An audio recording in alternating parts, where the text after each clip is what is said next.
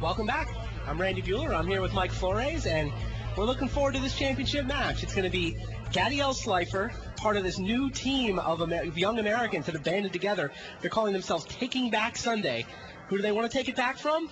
It's really the Japanese, who have become almost, I mean, they're not the bad guys. Everybody likes them, but they're, they're the Yankees, but right? I think they've got all the talent, and they're just better than everybody else, so of course you want to beat them. Well, it's just that the Americans are so used to winning the Pro Tour. Sure. And it's really been, Venice is the last time the Americans it's been quite a while. So Gadiel Slifer is taking on a Japanese player in the championship match. This time it's Kenji Sumura, the latest in an incredible line of talented young Japanese players. He's worked with Itaru Ishida. He's got Itaru Ishida's build of the Gifts Ungiven deck. Gadiel Slifer, meanwhile, has his team's build of the Gifts Ungiven deck. Similar decks. The main difference being that Kenji's deck has Heartbeat of Spring in it. Okay.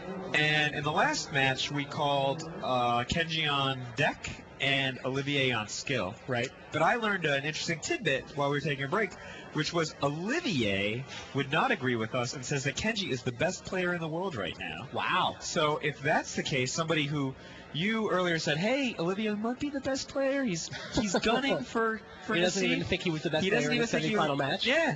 And wow. That's really interesting. On this match, in the finals, I think we agree that Gadiel has the match on deck, right? I'm not convinced of that. I'm not sure. I want to understand the logic. So you think Gadiel has the advantage because his opponent is playing a Heartbeat, and playing a Heartbeat into Gadiel's deck is suicide. Well, just look what happened when Olivier played a Heartbeat. Well, but the only reason Olivier's Heartbeat was so spectacularly bad for him was that his opponent went Myojin. How many Myojins is Gadiel playing? 0. If any. That's my point.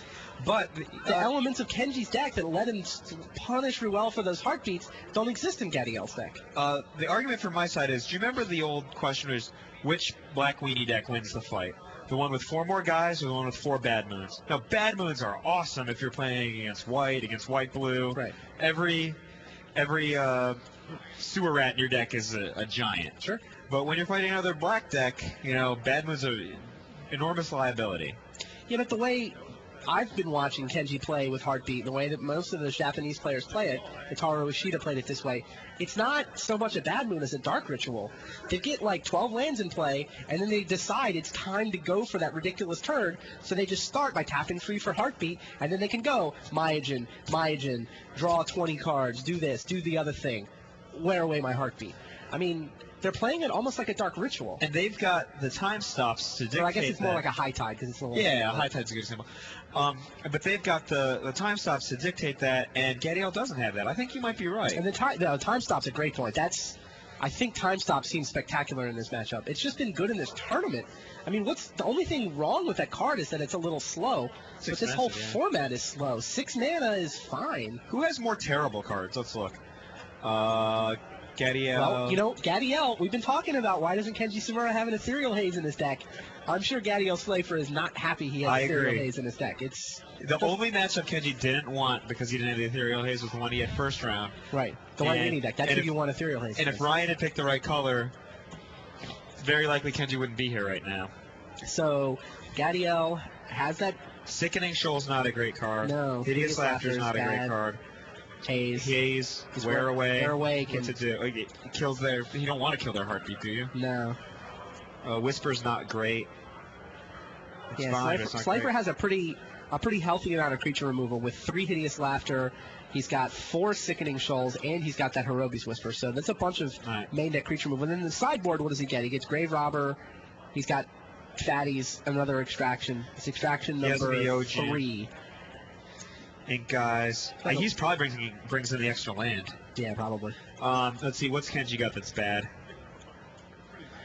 Heartbeat, that's arguable. Hirobi's 1 Whisper. 4 Final Judgment. Final Judgment. So Gadiel does not have Final Judgment, right? No. Right, Gadiel did not go with the white version of the deck. So that's another pretty big difference between these two builds, right? Is the fact that Sumura's version went to the Final Judgment, which is the same place that the List version went, right? We saw Mark Herberholz in the quarterfinals playing the sort of Target Dutch the list version of this deck, and which is also kind of a bit of a story, right? Gadiel Slifer started out on that list during playtesting, and then eventually he and his teammates, the members of this new Taking Back Sunday team, split from the list. There was some bad blood, there was some friction, there were some leak accusations, there was some tech withholding accusations. Ended friendships. There ended friendships. It actually got pretty. When was the pretty last messy. time like a deck or a playtesting group ended like close friendships in Magic? I can't. I mean, there was that time when Mike Long against Mark Justice banged the table and the life die changed. Like, those guys were really tight. Yeah, until that point. But, I can't think of a deck. Although... It's not clear it was the deck, right? It was more people just not trusting each other, not wanting to post because if I post, then these guys are going to know, and then... The list, that list was way too big to be effective anyway. You can't have that many people and use them effectively. You were on a giant list once. Yeah, and it didn't work. That was, I went 4-3 that Pro Tour. That was terrible. The best list you must have ever been on was just you and Eric playtesting in the kitchen, right? Pretty much. That was a pretty good list. Yeah, it's underselling the rest of CMU to say just Eric, but Andrew Cuneo, Dan Silverman, Mike Turian, those guys were awesome. And it was just obviously, like Mike's a bunch of guys champion. getting together and playing. That's Cuneo, more effective than mailing lists. Very good at countering spells. Cuneo's just good. I love in general. Cuneo. I actually did a short tally. Kenji only has one more terrible card than Gadiel. Does he actually have more? Because Final Judgment looks a lot better to me in this matchup than the removal spells that Slifer has in its play. Oh, yeah, I guess it takes out Kokusha. It takes out any of the fatties. You know what? I am going to revise my analysis. I don't think Gadiel has the deck advantage here. Kenji has the deck advantage. I think so. I don't know how Heartbeat of Spring plays out, but even if you count that as a bad card, I think Sumeru's got the deck Final advantage. Judgment's good. It takes out Dragon. Right, that's ultimately going to be one of the challenges for PTQ players out there is look at this deck and figure out, do you go white? Do you want Final Judgment? Are you supposed to go more black-based like Gadiel Slifer? I don't know. Herbert Holtz had the white version, but he lost in the quarters. Here's Gadiel sitting in the finals. If it's me, I like Kai's deck. Really? 2 reasons. Okay. Number 1, all these decks that did well, 7 of them, Kai's deck beats it. The other one, and that's a big one. Yeah, that's pretty good. Number 2, Kai's deck doesn't have the same kind of time issues that the rest of these decks had. He busts out 5/5 on turn 4. His engine is almost as strong. He doesn't have the actual acceleration, but he has a strong card draw engine. And he's only 2 colors. Herbert Holtz lost his matches against Olivier purely on his mana being clunky. I don't know if that's probably understood because Olivier played really well. I also think that if everybody's playing decks that look like these, I think the Glacial Ray Lava Spike shenanigans is actually, there's got to be a deck there. There's got to be a deck there. It seems a little underpowered to me. No, it's a metagame deck, obviously. But can't you, if you're playing a bunch of burn spells, it seems like you ought to be able to kill small creatures like the White Weenie deck throws at you. Well, the thing is that, so you're playing against White Weenie, those guys have Blessed Breath and Shoal. You're not looking forward to the beatdown matchup. I think you're hoping you get the Ethereal Haze deck. This Ethereal Haze deck may go down as one of these decks that's great when people are not expecting it, and that this field... Really? I think that everyone is expecting this deck. People don't have a lot of Ethereal Haze answers. People were expecting a lot of 3-color control decks like Wolfman's. Jeff Novikov wrote in his player handout that we have for the top 8, right? The reason he picked his Black Snakes deck, which he'd never played before the first round of this tournament, was because it had a good Gifts matchup. And he was defeated. Who beat him in the top? Gadiel.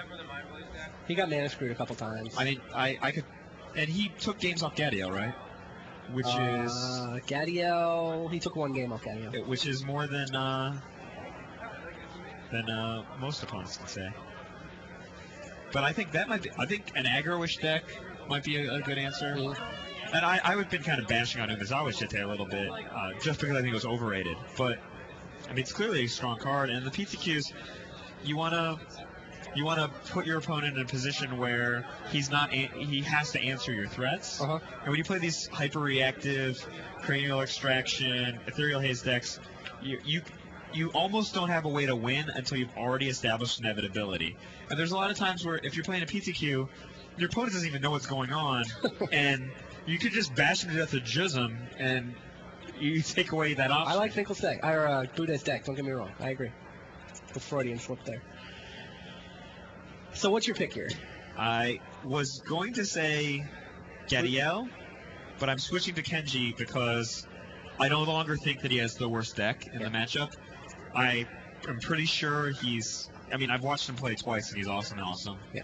And you hate your country. No, but just as a caveat, I haven't been right at a single match today. And Gadiel might take back Sunday if I pick Kenji. No, I'm picking Kenji, and I also haven't been right in a single match today. It really is all the way back to OSUP to find an American Pro Tour champ, isn't it? You know who the one was before that? You know how far back you have to go to find a limited Pro Tour champion from the United States? John won in 98, so somewhere after that. Oh, Steve won in 99. 2000, who won Pro Tours? I don't even remember what Steve was. Trevor Blackwell. But then after that, 2001, there was. I don't even remember. Kai was already on top of the world at that point. Mike Postilnik. Mike Postilnik in 2001. That was the last American to win a limited Pro Tour, and Osip was the last to win in Constructor. Wow. America sucks at Magic. It's true. I saw there was a great quote in the blog from, I think it was Patrick Sullivan, it was definitely one of the Target guys, saying, every time I play against a Japanese player, I feel so stupid. They make me feel like a caveman. Really, how smart are the Japanese? Every time I play against them, I feel like a caveman. They're good. They're absolutely amazing Magic players, and the technology for building Magic decks and playing Magic decks in that country is just better than anywhere in the States. Do you think that the only place that can keep up with them seems to be Paris? But do you think that's a function of and the Netherlands is also quite good, but at making decks? Well, I feel like there's 3 centers of Magic right now. Like back in the day, the 3 centers of Magic would be like Southern California, Boston, and Pittsburgh or something. Nowadays, throw in New York. That's fine. You don't think New York? It depends which point in time you pick. I think at one point it was Southern California, Ithaca, New York, and New York City. You overrate the dead guys, but I don't think they were ever the best players in the game. No? No. They were in the top 20, and they were great guys, but I mean, Virginia had some good players as well. There was good players in Virginia. But right now, you had one. You know, it's interesting. You get like a critical mass of players. Like Hampton Court Palace was one of the best places to play Magic for a couple of years there. Making decks center, Hampton Court Palace was among the best. Definitely. But right now, it's the Netherlands, France, and Japan. And then specifically, I mean, I don't know if it's Osaka versus Tokyo or if it's, Paris versus southern France. But, I mean, those countries seem to have banded together a level above, right? They're much more cooperating. So your pick is Kenji Samura? I'm picking Kenji. I think I'm also on Kenji Samura, and we'll find out. And if the guy that you picked is the rising best player in the world says he's better, I don't know. Yeah, so we'll be right back with coverage of the championship match. Stay tuned.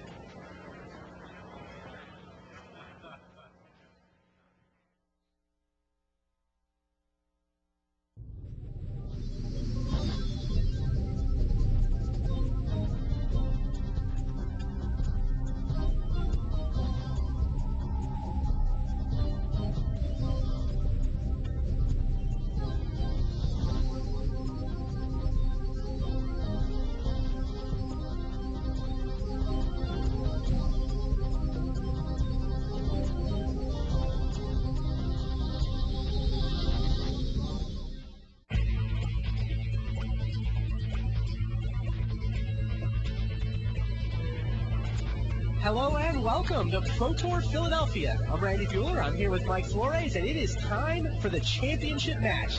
On the left of your screen is Gadiel Slifer. On the right of your screen is Kenji Samura. Gadiel Slifer declaring with his t-shirt, his goal is to take back Sunday. No American has won a Pro Tour since Osip Levidavic won the Onslaught block constructed Pro Tour back in Venice in 2002. Gadiel in the finals trying to do that very thing. Who's been winning all the Pro Tours lately? Who's been dominating in Magic? The Japanese. And there's Kenji Samura, the latest in a long line of players. Some are starting to say he might be the best the bunch has ever produced. His semifinal opponent, Olivier Ruel, says this man is the best player in the game right now. And Kenji Samura's got a great deck. We'll find out if he's going to be yet another Japanese Pro Tour champion. Kenji started with a mulligan to 6. You think that's going to matter, Mike, or what's I your don't think pick of it's this going game? to matter just because the Ruel brothers are passing around their funny hats like the village bicycle. Again, Gadiel's got 2 opponents, and He's got to play against Kenji and the hat. Yeah, Kenji might just bend over and gore him with the With the moose horns? Yeah. Yeah, and you look at the board. There's the story of the tournament. Sensei's dividing top on turn 1 for both players, and now Kodama's reach. Kenji milked the top, picked the cards he wanted. Now he's just going to shuffle the bad ones away, have a fresh 3 to look at next turn. And I mean, just to reiterate, going to 6 isn't that big a deal when your opponent's first beatdown is like turn 5 or 6. Both of these players playing very similar decks. Both players have a Gifts Ungiven engine that designed to make it winning an inevitability when they get to the late game. Slifer's deck can actually set up a full Ethereal Haze lock. Samura's deck, you have to be a little more innovative, but it's got so many options with Gifts Ungiven and Hanakami and Soulless Revival. You can recurse whatever happens to be handy. Different kinds of creature removal. Yeah, they went a little bit in different directions creature removal-wise. Samura went with white for Final Judgment. Slifer just has a lot more black removal. But, I mean, those cards are template. It's the same template, right? They're playing the same basic design. And then they've got an assortment of gigantic legends to try to eventually win the game with. You'd think Slifer's creatures were big, Moloku, Kokoshu, a couple 8 guys, but Kenji Samura actually has the fatties in They're the game. babies against Myojin of Night's Reach, Myojin of Seeing Winds. Should be interesting. Wow. Imagine Kenji casts Cranial Extraction from Gifts right now. Oof. Only go extraction for extraction? Isn't that usually the right first play? Was Kenji about to miss Elandra? Or, I'm sorry, Gadiel on the left. He is Gadiel topping. He tops. Probably had to top into the 4th land. Now what? Oh. Goes for extraction. It's gonna resolve, right? Samura's got a couple time stops in his deck, but that's really the only commission these guys have between the 2 of them. Let's see. Samura's, of course, gonna use his top, get a free reshuffle off of Slifer's extraction. Is he trying to hide something? Is he not? Tribelder, Heartbeat. He probably wants to shuffle those cards away anyway right now. Or Tribelder's probably fine. Tribelder's decent, but it's not worth flipping the top for. Samura says, all right.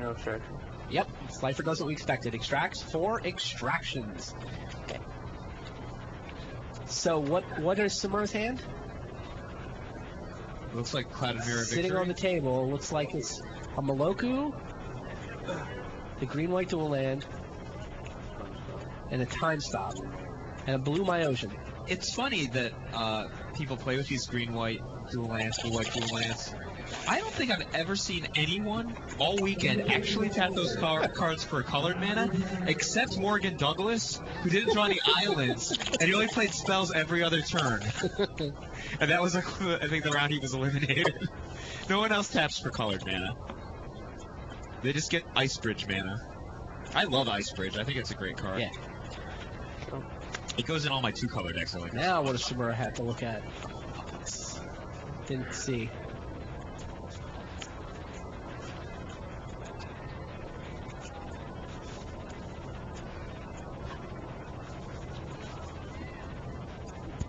Again, at this point, Gadiel could just avalanche Kenji. Since Kenji can no longer cast Cranial Extraction, right? Gadiel doesn't even have to set anything up. He can just keep Gifts Ungivening. He's got 3 copies of Gifts Ungiven in his hand. That seems to be the key card. Bulk card advantage. I think that's really the card that makes this archetype. That's the reason that we're watching this. It's not really a mirror matchup, but watching these very similar decks square off in the finals. It's really powerful. Gifts there's just not a lot of really good card advantage in this format, but Gifts is the best there is. Yeah, it's Tactical Fiction and Intuition. 2 very good card drawers. Grinning Buddha has a pretty good comment in the message boards. So the answer to the question, how do you beat Jitte, seems to have been answered. There are 0 copies of Umezawa Jitte in the championship match of this Pro Tour. No deck with Umezawa Jitte in the top 8 defeated another deck unless it had Umezawa Jitte. Yeah, there were 4 decks with Jittes, but they only won 1 match, and that was Jitte v Jitte. Pretty interesting.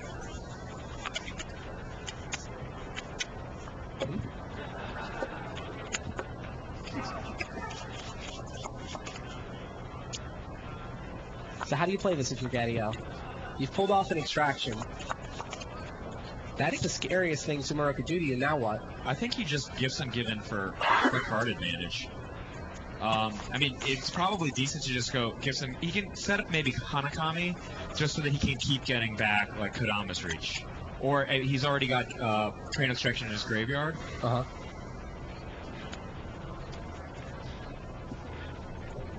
Like, Gadiel's limiting factor right now is the number of lands he has in play. He's pulled off like a very strong tactical advantage in the short term, but he can't really keep up with Kenji going reshuffle, play a land, accelerate out a land with the Sensei's Divining Top. He has to use the gifts and givens. I mean, he can get Hanakami combo if he wants, but he just really wants, I think, Kodama's reaches, more lands, just 2 for 1, 2 for 1, 2 for 1, kind of wearing away at Kenji. Eventually maybe setting up Crane Extraction just for his gifts ungiven and being way, way ahead. What do you think about that, Randy? It's reasonable. Like, neither deck can really... Does Life Shuffle his top away?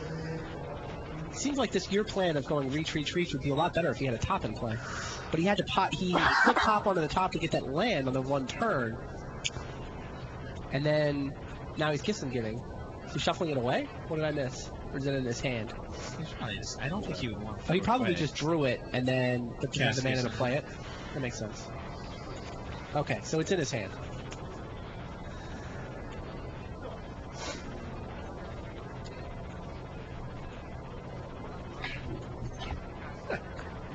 Jake Alowin is trying to probe me. I'm not going to take the bait.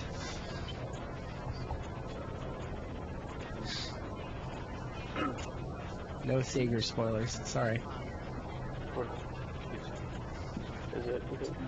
I know some Savior's cards. Sure. You have a couple preview articles coming up to you? One's this week. Yeah, Savior's previews do start Monday on MagicGathering.com. So Spikes, Johnny's, and Timmy's Rejoice. I'm sorry, how did the Gifts Ungiven resolve? Oh, it did not resolve. It was time stopped. Got it. That explains why I never saw the cards getting split. The message board thread keeps distracting me.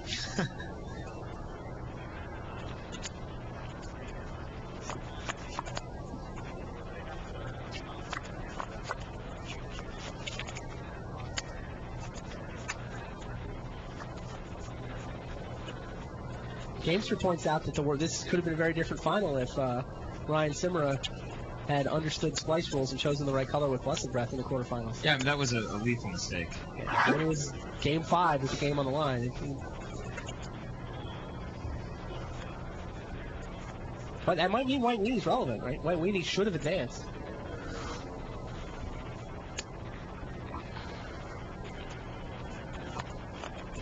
T-Man44 points out the Rockefellers won a team limited Pro Tour. So Americans have been... The team Pro Tour count as wins? It's a little different. I think they count as wins, but I think that we don't really think of them in the same way. Like, we've been discussing, so how do you call a team Pro Tour? It's not a top 8, it's really a top 4, but in a way it's also the top 16. Or sorry, top 12.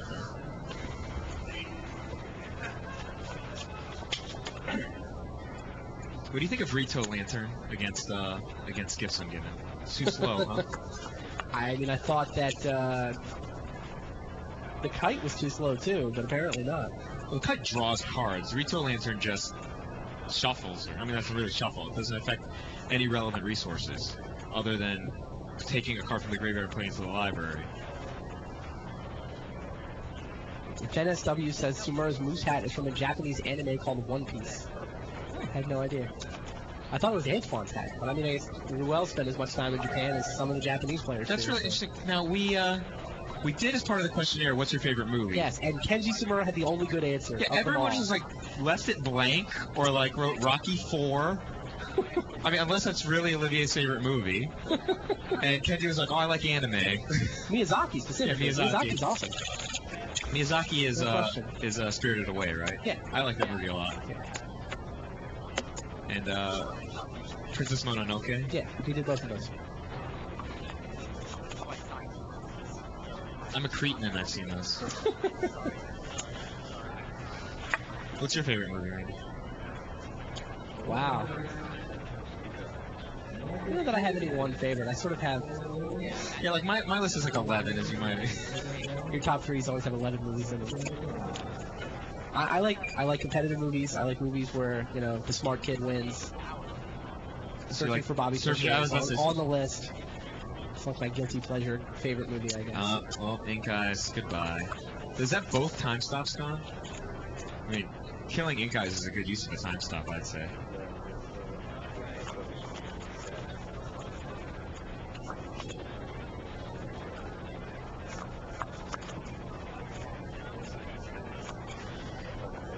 Oh, it was Final Judgment that took out Ink Eyes, not Cranium, right. Time Stop. Jumpman says, wonders why no one's using sleeves. It's because, yep, as the amount said, it creates glare.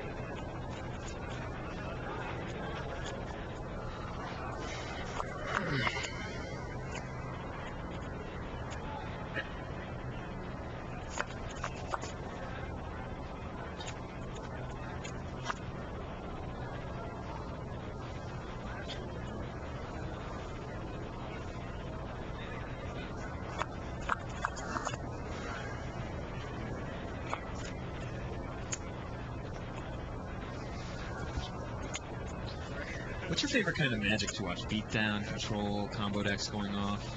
I think I'm one of the 4 people in the world that actually enjoys Control versus Control. Only in Constructed though, right? Oh, only, sure. But like I remember first Team Pro Tour, I think it was Alan Comer versus Dave Humphreys. Mm-hmm. And I almost fell asleep in the in the top 4. Like the match was so methodical, where it was blue on blue, and like nothing happened the entire game until eventually there was a critical mass of flyers. You like Control on Control, or you just like Control weathering Beatdown, or Control disrupting combo? Yes. Yeah, you like all of them. It's just a fun game to watch. I like Control against Necro.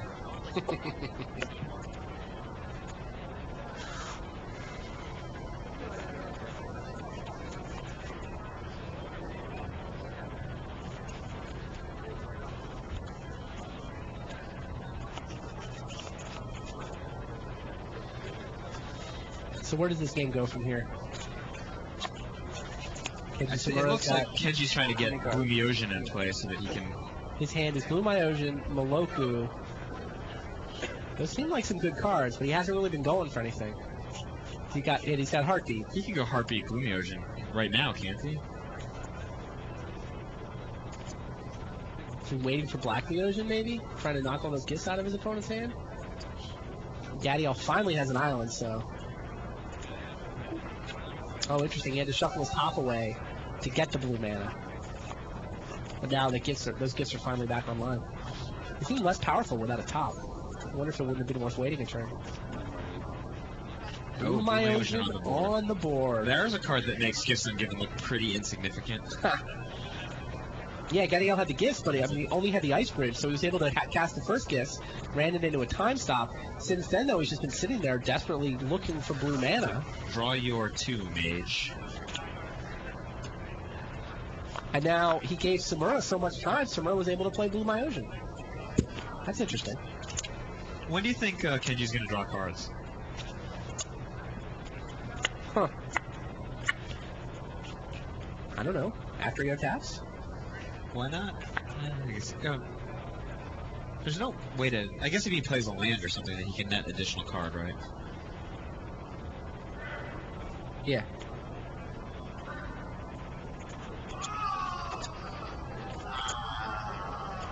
Gadiel goes for gifts. It's a rough spot to be in for Gadiel because he's... It's like Extraction, Soulless Revival, what is Stir the Grave, and Hanakami, presumably? Well, with no extractions in Kenji's deck, the Hanakami engine is probably pretty relevant because it'll take 7 turns for the Myojin to kill him. He might be able to, I don't know, eliminate all the threats out of Kenji's deck. It's probably not that hard. Kenji gives him Hanakami and said Stir the Grave? Yeah. So he could just, like, put Hanakami out and block, go get a relevant card, extract, rinse, repeat, until Kenji doesn't really have any threats left. Although, dealing with an indestructible guy, even if he's only as big as the Blue Myojin, is still an issue. I suppose he has the Black Shoal. Yes. I like indestructible, but it's a little confusing. Sure. So how many cards does Kenji get to draw? 13. 13 cards. Here you go. That's interesting. You sort of see, this is one of the things that the Japanese version of the Gifts deck has that nobody else was running. Blue Myojin and the ability to just draw there's 13 Black cards. Myojin. Oh, wow.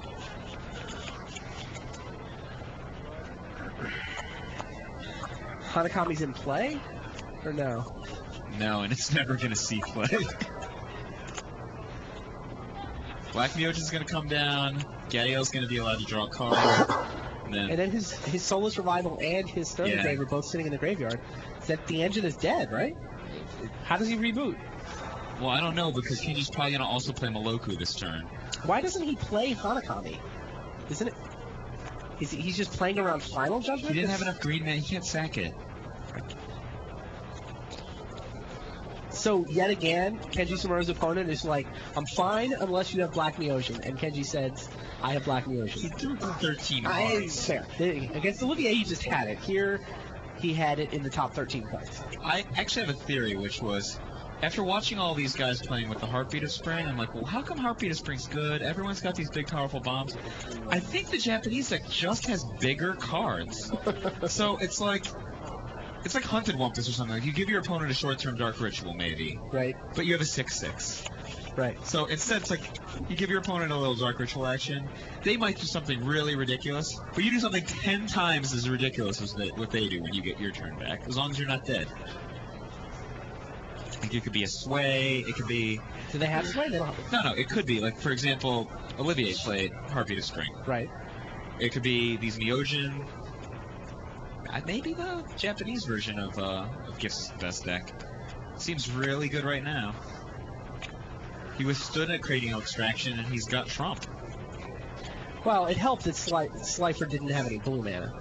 I mean, Slifer would have had his whole Gifts engine up and running, except he just had to sit there desperately waiting for blue. He gave Sumura 5-6 turns. Yeah, that's huge. To set up. Of course, it's not surprising if the Japanese have the best version of the deck. Neither one is surprising. Kenji Sumura with back-to-back Sunday appearances. I don't think he can get all the way to level 6 with this win. I think he's still going to be a level 5 mage. Still pretty good. Although, just about all of his points are this season. So, it'll probably, when the top 8's in London, he'll be set up for the next 18 months. He has to make day 2 before he can make an undefeated run, though. Like, even, the best players miss day 2 sometimes. Sometimes. But I'm pretty sure if Kenji makes day 2, you don't want to be paired against him. Okay. So Kenji played Heartbeat. Now he's going to reshuffle off the top.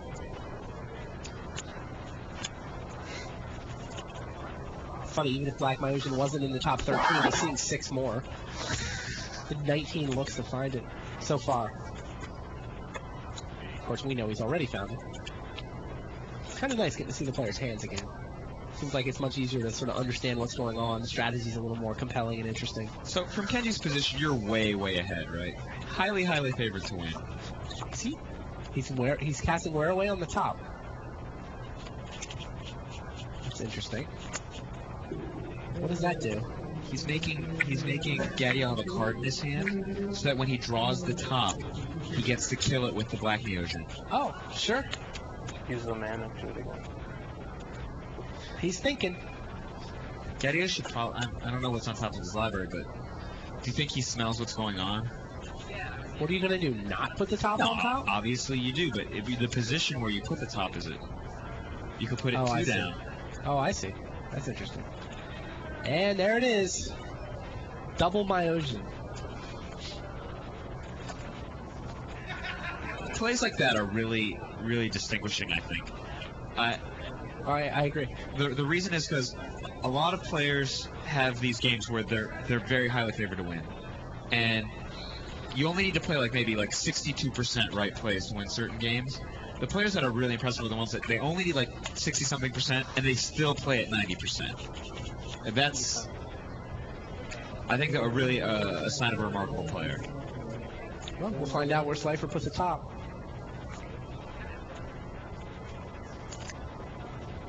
Assuming Kenji's done.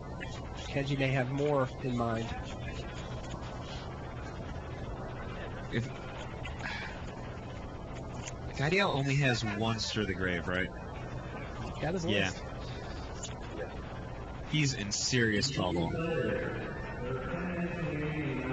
One Stir the Grave, no final judgments. Okay.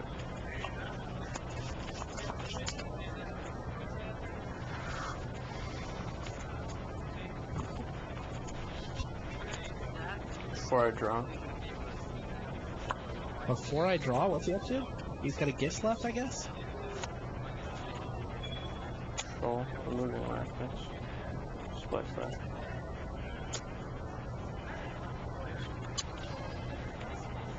Oh. What's the play?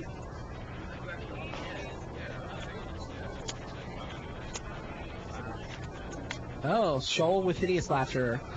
He did the same trick, so But he gets a card. He gets the Sensei's Divining Stuff back. yeah. Yeah. That's a really good play. Loses his hand but gets to keep his top. He also gets to kill both Myosian, which is kind of nice, No, that's right? really strong. And of course, he gets to do the timing trick that you have no idea how to do in Magic Online. It's probably not hard. You now Sickening Shoal. I can You barely. splice Whisper on it, I and can- then you remove the Whisper. I can too. barely cast in instants before blockers. It's tricky. The first time I had one of those 187 guys you could play like some sort of Simeon grunt, Yeah. and I passed at the wrong time, and then I got crushed when I when I should have been able to take out all of the opposing blockers. I mean attackers. Gadiel Slifer's still not in good shape. His opponent still has the best 7 out of 16 cards in his hand. I think Gadiel's pretty much done. He's just gonna play Moloku now. Even if Gadiel has Moloku off the top. Speaking of Magic Online, by the way, we do have the Magic Invitational coming up. That was why I had picked out the Bob Maher video. Bob's the defending Invitational champ, and it's not this week, but next week at E3 on Magic Online. Should be fun. They'll be using the Vanguard format, which I know a bunch of people on Magic Online have been playing with right now. Did you get a look at any of that? Any of those What are the shenanigans? Vanguards? I haven't seen any of the. So every avatar on Magic Online now has a Vanguard card associated with it, and you can build constructed decks using those Vanguard abilities. Well, I'm just asking, which are some of the abilities? The best one apparently is Elvish Champion. That's the one there's Vanguard release events going on right now, so everybody's playing in all these tournaments, and we're giving away Bird of Paradise avatars, which are kind of cool. What does You can Bird of Paradise do? You can probably guess. Makes mana. All your lands tap for rainbow. Oh, that's awesome. Yeah, because you build like Urzatron, and like your Urzatron, you get rainbow mana instead of just colorless mana. You could make the world's best slide deck that way. Like you get this great curve. Yeah. So yeah, Bird's Paradise is pretty cool. The Elvish Champion is apparently the best one. You start with Llanowar Elf in play. You just have. You just start with a 1/1 elf that taps for G. But it can be killed. Yeah. But you're just ahead. And it's also, I don't remember, like, the cards in life, you don't really get punished much for this. That's about, like, how much you get in the Vanguard format. That's really, really powerful. It is. I don't know if it's better than Rainbow, but But we are going to be sort of watching the Vanguard format and tweaking the hand size and the starting life totals to try to make sure it stays interesting, make sure no avatar gets out of control. Like, we're never going to change the avatar abilities, but we are going to tweak the numbers a little bit. what are some of the other ones? That sounds really interesting, actually. Oh, Chroma is... Whenever you play a creature, it randomly gets 2 of a Chroma's abilities. That's awesome. Yeah, I love remember- creatures. We were playtesting that, and people would just be screaming across R&D, "Come on, Haste! Come on, Haste! Haste Pro Red! Haste Pro Red!" I remember the first invitational where the Vanguard cards were used. John Chinnock called me up and he's like, "Can you make me a deck for Vanguard?" It's like something. So I made one of the Vanguard guys had Rainbow ability too, right? Probably. So I think I made a slide deck with all different color guys, like Jackal Pup, like not Jackal Pup, like because I don't think it was out yet. Like, but it would have been the equivalent of like Savannah Lion, Pump Night, like Utabi Orangutan. Like it's Sure. was just the best of everything, but it had Tithe. Because you could you could tie Tithe for 2 planes every time, and they tap for Rainbow. There is Moloku. Kenji Samura But Darwin drops was his the victory best. condition. That's how he won the Invitational that year, right? Yeah, Hannah was just ridiculous, right? It was like I thought no, land tap Squee. for- Squee, Squee higher got 10 hand cards. size. I He thought played Bloom. I thought the best one was the one that you got an extra blue. He played Squee with Bloom. All right. He had like 2 life to start or something, but he had like 10 cards, and he just always had the combo. All right. I think. Squee was, 10 cards was a lot. I remember Squee being very good. But I also remember maybe it was Squee. I thought there was one that made extra mana that was ridiculous. Kind of like the Elvis Champion. I don't know. We'll see. I'm sure they'll be looking at Elvis Champion, trying to make sure the format stays fun. It's kind of a fun casual format, though. People But seem you to would be never enjoying do it in like a tournament format, would you? Or? Well, we're having premier events right now. It's like, what's a tournament format really mean? Means you have a tournament and give away prizes? Yeah, we have tournaments for giving away prizes. Sanctions? It's all Magic Online only format. Oh, okay. Because it's Magic Online, you have enough people interested in the format all in the same place, you actually can find opponents. That just never worked out in paper. There were never enough people that wanted to play for it to ever hit critical mass. That's But awesome. We've got critical mass on Magic Online, so hey, have fun. And you can play like Taichi tournaments whenever you want, right? Oh yeah, of course. This doesn't take away from any of the tournaments we already have.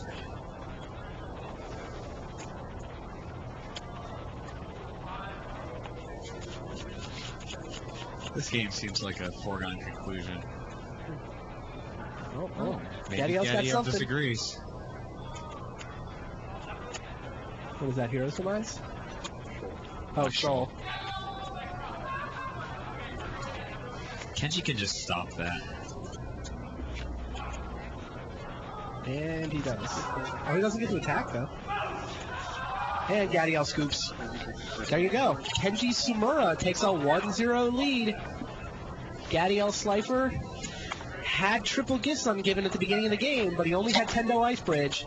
So he got off an early extraction, and then he just had to sit and wait. By the time he got his blue mana, Kenji dropped Blue Myosian, drew 13 cards off of it, and the rest of those gifts just never had a chance to matter.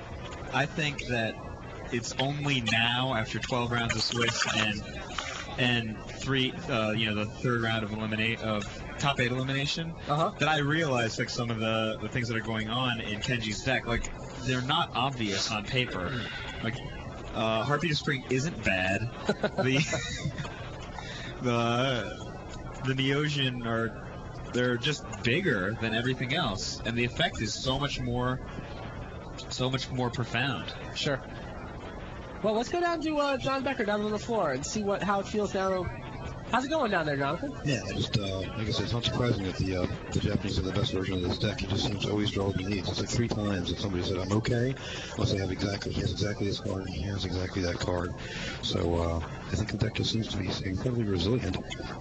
Campbell's playing very, very tightly. That Ruby's also the Shoal Whisper remove trick thing that's making my mind bend is fantastic. He's done it a couple of times. And if he hadn't had the time stop there, Gaddy was probably out of that situation. He would have infest. About Hideous Laughter below the Shoal, so he could have killed that. Malak could have taken some beats the next turn. Hideous Laughter away the board and been not right back in it, but back in his deck in making. So he just really got hung out on that Tendo Ice Bridge was the big problem there. Yeah. So, all right, well, thanks. Sure, I'm sorry I can't talk very loud because I don't want the players to hear what I'm saying. I don't want to give away any sideboarding stuff that's going on, but I'll pop back in a little bit with some more info. Fair enough. Take care, thanks, bye. See ya. So what do you think of this matchup now? Just feeling better about Kenji's deck all the time? Oh yeah, I really just think I didn't understand it until. Wow. Well, Kenji dodged the feature match area the entire day yesterday up until the last round. Itaru played this deck in the feature match area several times, though. I was watching Itaru Ishida play this deck. That's where I saw it mostly. Yeah, he did cool stuff, but he wasn't running into Gibbs Mirror matches in those matches, was he? He was playing against Snakes or something, right? He was playing against the green-white controls, the Wolfman style control, like the OSIP and a lot of the list ran. I watched him time stop an opponent who would play double Yosei in order to lock him down. It's like, all right, fine. Second Yosei comes into play, and then they both trigger, and then time stops. That's awesome. That was... Oh, but before that resolves, make a bunch of men with my Moloku. It was pretty good. Do you think sideboarding affects this very much? Obviously, the Nezumi Grave Robbers on both sides are there to disrupt the Hanakami engines. Sure. But as we saw in Kenji's matchup with 4 and 4, by the way. They both have 4 Grave Robbers. with I'm sure Olivier, is that the fact that they're a bear. You put it down and it disrupts the Hanakami engine, but it's cracking for 2. Yeah. And that really wore on Olivier's life total. It's relevant in any matchup. Both of them have 3 North Trees coming in. Okay. Gadiel has a Miojin that he brings in, but he's at 50% Miojin power after boards, which I don't... Kenji has an additional Moloku. They both have 1 Ink Eyes. Ink Eyes is awesome. Slifer has a dragon. He has Keiga. Keiga's good. 2 extra extractions in Sumura's board versus 1 for Slifer. Do you think Gadiel even brings in his Keiga? Is it even good in this I don't know. Well, what are they taking out?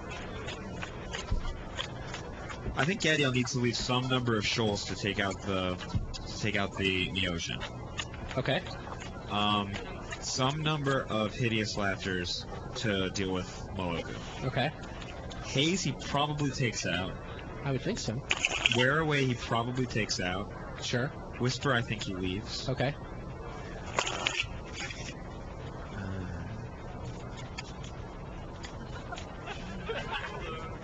I'm not sure other than that. Doesn't sound like that's enough cards to get in all the stuff you want him to get in, right? He did kind of an old school trick down there, by the way. He shuffled his entire sideboard into his deck. So he's like 15 cards in, shuffle 75, and now he's going to go pick 15 out.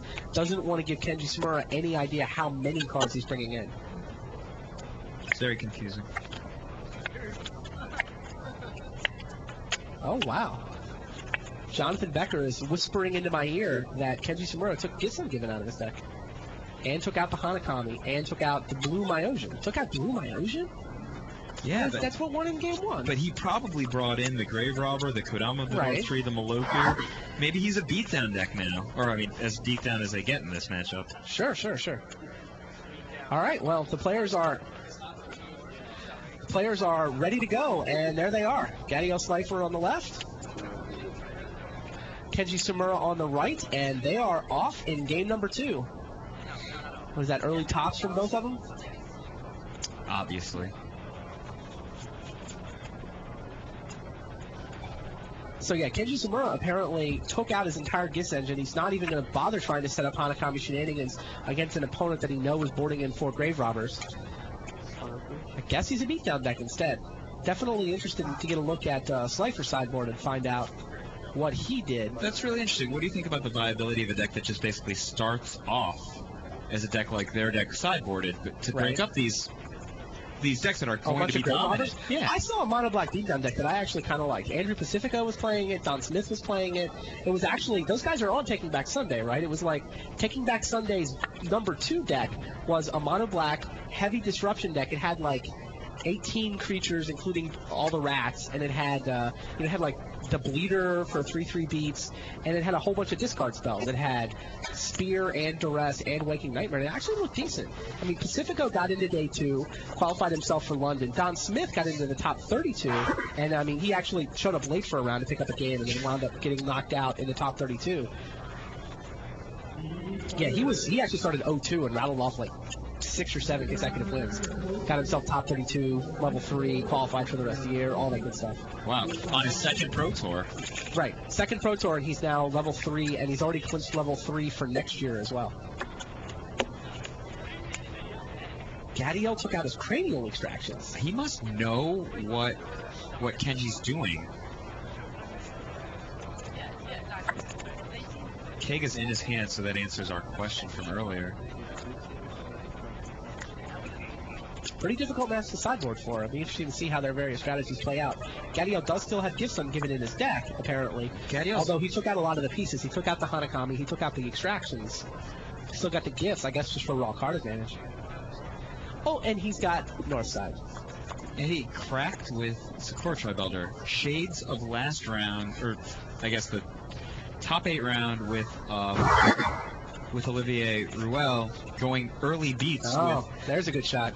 Get a look at the payout. We talked about this payout at this tournament. Money on the line every match, and we are up to $10,000 on the line for this I think match. these guys have a split. I don't know. I played a $10,000 rating match. It happens. A lot of money on the line this weekend. These guys both won $5,000 for their semifinal wins, and now they play for 10.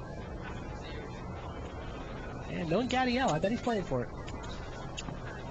He wants to take back Sunday. I guess he can't do it halfway. No, absolutely not. He didn't say let's split Sunday. Take it back. What happened to his men?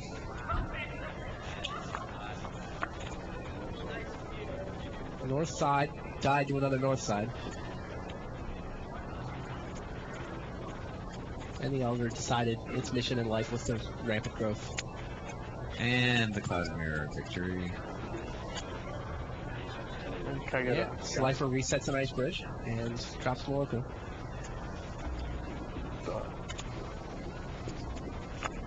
I love that aspect of Moloku that you could just use him to reset your land when you missed a drop. Yeah. It's just a subtle thing that makes him that much better. Cranial extraction for... Sure.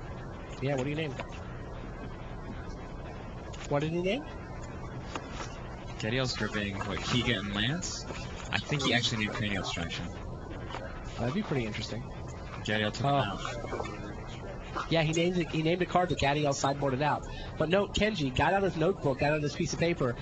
Just getting to look at Gadiel's deck and seeing how Gadiel configured it after sideboarding is going to be very interesting. Don't try this in the PTQs. You have like, what, 60 seconds to look through the deck or something? Here they have no time limit, really, but... Hey, Becker, can you read off the contents of Gadiel's hand? Let's make sure we saw it right. It's 3 lands and a Kiga, I think. Yeah, it's a Grave Robber, an Ink Eyes, a Kega, and a Forest. That's what I thought. I think it was 3 lands. The black cards look like lands because of the glare, but it's actually 2 black creatures, a blue creature, and a land. He's in pretty good shape.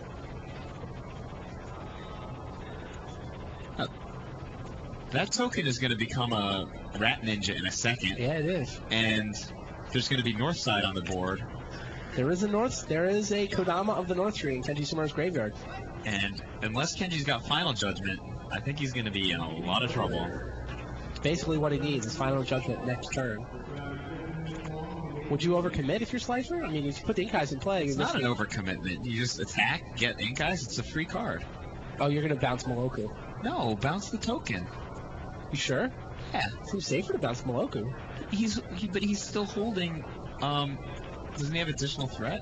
Yeah, but I mean, why risk multiples?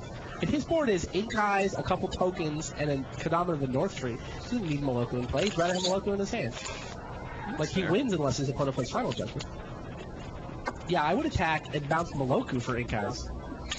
Okay. That's interesting. That's not how I would do it.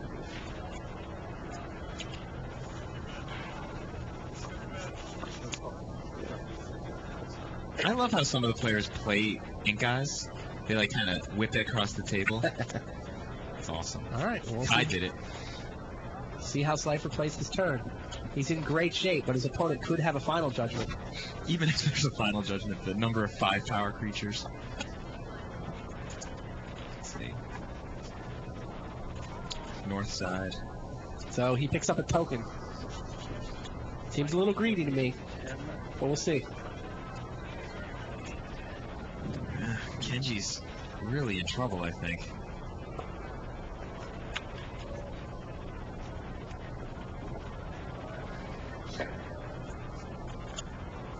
I mean, if he manages to get a Moloku and an Ink Eyes, all with the same Final Judgment, that seems really good to me. I mean, I guess with my play, he is vulnerable to Kenji dropping North Side. No, even that's fine. No, It's Ink Eyes against North side. Ink Eyes just crashes, right? Like. Well, the North Sides kill each other.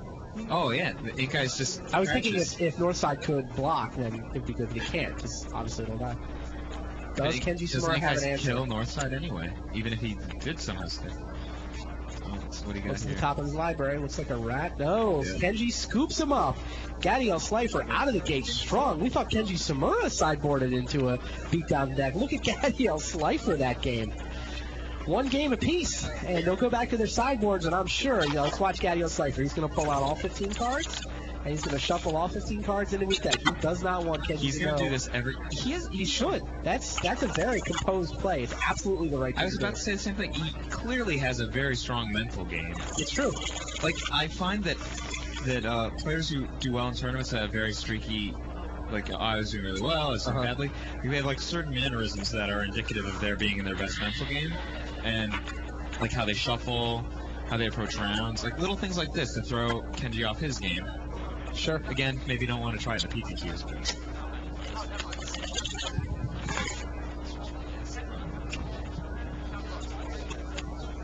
Now what do you think of this matchup? Well, it's not really about the Mana Flare anymore, is it? There. I still have to pick Kenji, but Gadiel looked awesome in that game. That was a blowout. That was an absolute demolishing. I mean, Kenji even had the cards that he needed, and he got blown Final up. Judgment. Fair, but And he extracted he whiffed. He whiffed with if extraction. you ask a player who's playing the gift deck in the mirror which card they'd rather have in their first 10, Final Judgment or Cranial Extraction, which ones pick Final Judgment? Not a lot, I bet. No, I think he had the cards that he wanted. Interesting. Well, it wasn't good enough.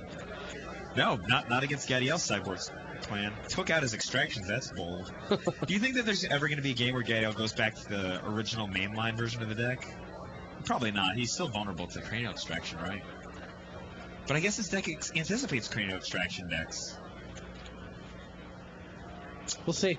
I don't know. I feel like these guys are well practiced. They understand this deck. They're sitting in the finals because they know what they're doing a lot better than we do. You know, it's funny. We were talking in Columbus about the American players who made the top 8. We're like, oh, they're drafting the night before. We walked in last night after we had dinner, and Gadiel was playtesting his quarterfinal match. True. And he, like, outlined all the things, like, these are the things that matter.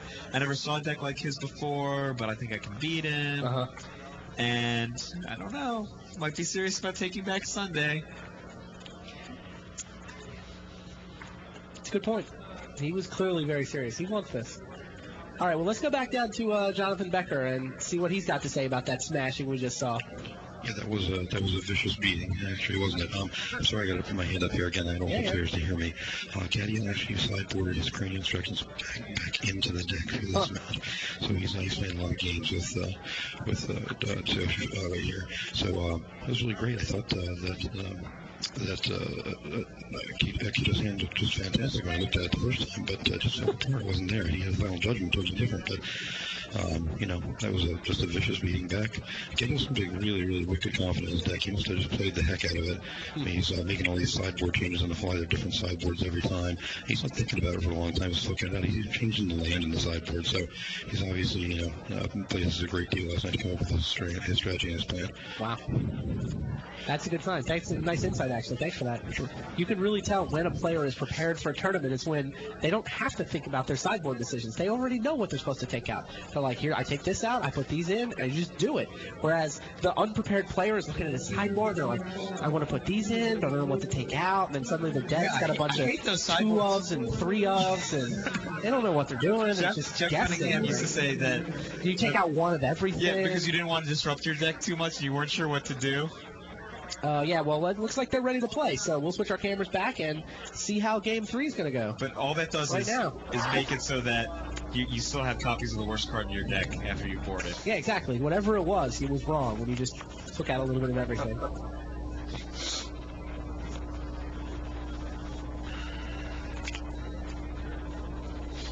Tribe Elder. No, Rat. It's Grave Robber time.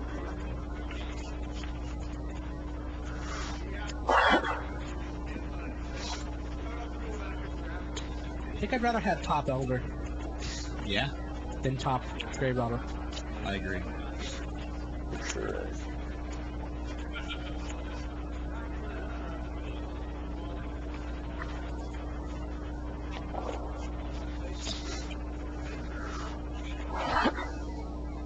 Sure. Elder might as well get an attack. No tradesies. It's a Grave Robber of his own.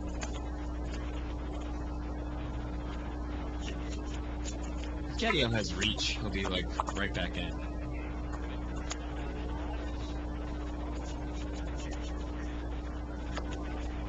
Interesting. Hell, pretty symmetrical boards. Yeah, but I guess you'd really rather have Elder on turn 2 than turn 3. Actually, he has mana open. He gets potentially multiple looks on the top. And Kenji does not sack the Elder. Interesting. He's got the top, but he's had 2 opportunities, and he's just decided not to shuffle. Mark Herberholtz told me that he wasn't surprised when Olivier went beatdown with the Elder, because they tested these matchups last night, and he said that you have to go beatdown with the Elder, and even if you've got 3 lands on top of your deck and you know it from the top, you don't break, because it's impossible to get your threats in, because the other guy has the exact same threats as you. He's just going to 187 you. So you get every point in with the Elder until you have to. Like, it's one thing if you can get north side out or something, but if you've just got a regular draw, you have to remember that these are creatures. And remember that that was the kind of play that allowed Olivier to beat Mark in a game where he actually had the final judgment.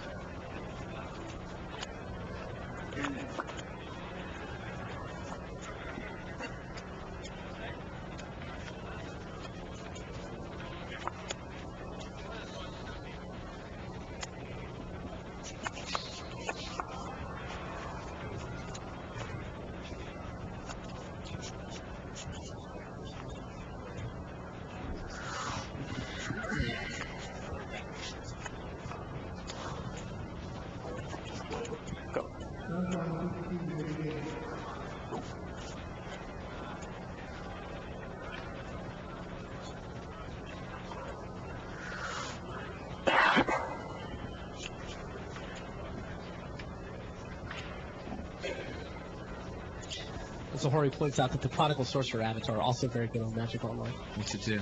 Well, you get an extra card, which is part of the reason that people like the other champion so much. You start at 8 cards.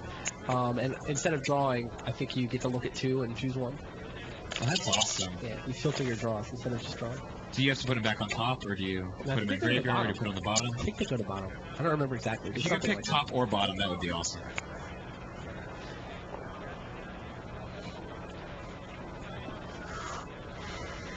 That's really good for combo decks, though. Although I suppose extra mana is good for combo decks as well. The Zed is wondering if the Vanguard stuff is going to get played at the Invitational. One of the Invitational formats is actually sealed deck with Vanguard. So it's not a constructed format. You get Champions Tournament pack, couple of Betrayers boosters, and then when you're done building your deck, you pick which Vanguard avatar you want to play it with.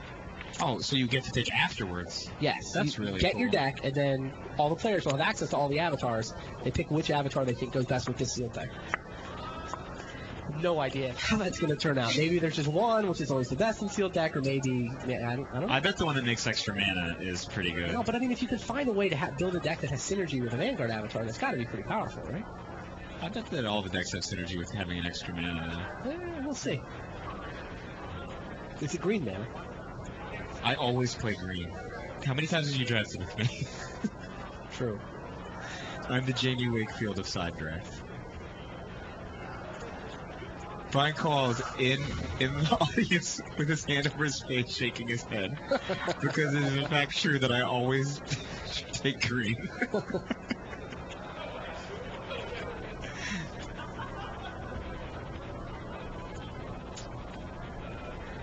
So Gadiel Slifer's got a Sensei Divining Top and an Izumi Grave Robber.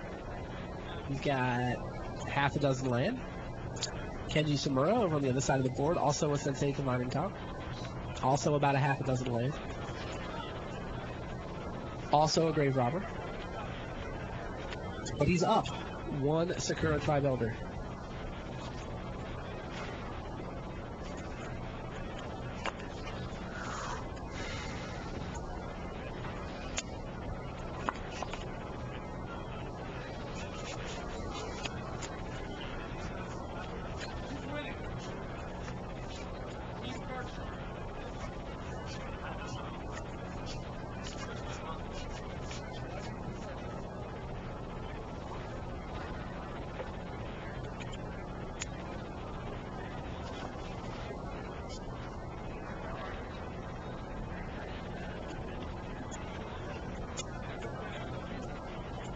A lot of people on the forums discussing the sideboard strats.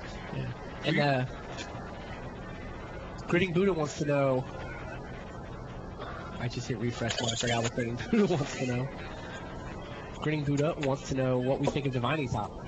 Overhyped and unnecessary? Should any base green deck be running it? I think Divining Top's clearly very good In block construction, in right? these decks that have a million different colors mana, have eight mana accelerator shufflers, and there's no other draw engine in the format. Yeah, it seems like I think block constructed, just the power level of the cards that you have access to is smaller, right? There's fewer cards to choose from.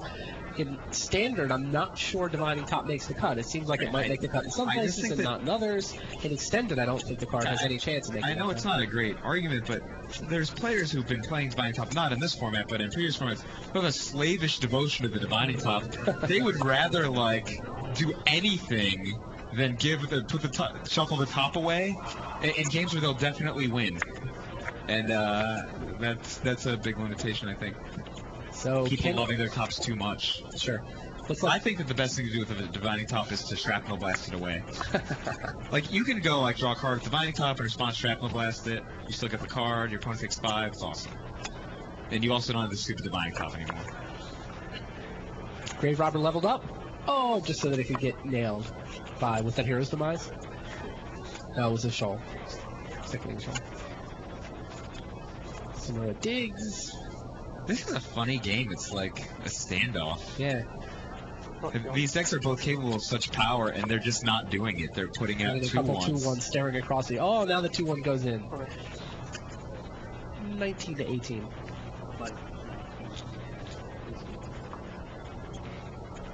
Cards in hand. Go.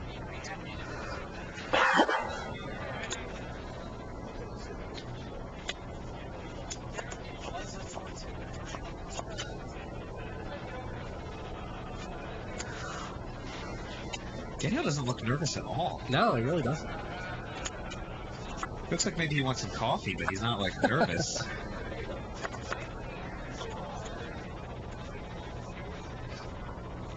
Kenji's fine too. Did you have a lot of nerves when you won Chicago? No, I was just doing. It was my first Pro Tour ever, and so for me that meant I was doing so much better than I'd expected. Yeah. Like my goal coming in was top 32 because I wanted the invite to the next PT. Yep. So once I'd locked up better than that, it was just like I can't walk away unhappy. It's not possible to be upset with my performance no matter how it turns out. That's So, actually awful for me. When I played a Grand Prix and I locked top 32, yeah. then I'm like, oh, I made some money. And then I just, like, never win another match every single time. This is a pretty young final, isn't it? How old is Kenji? I'm not sure. Let me go look. I think they're both teenagers. Ryan's got to be the youngest, right? Ryan is 16. Mark is 20. Herbert Holtz is 21. Andre Mueller 25. Jeff Novikov 20. Olivier Ruel 23. Occupation level 6 mage. That's pretty cool. Gadiel turned 16 last week. Just got his driver's license. Nice. So he was probably Younger than Ryan. Yeah. Kenji's 18. So 2 of the 3 youngest. Wolfman is 25. The oldest guy in the tournament is 25. In the top 8. Yeah. Oh, I'm sorry, in the top 8, not in the tournament.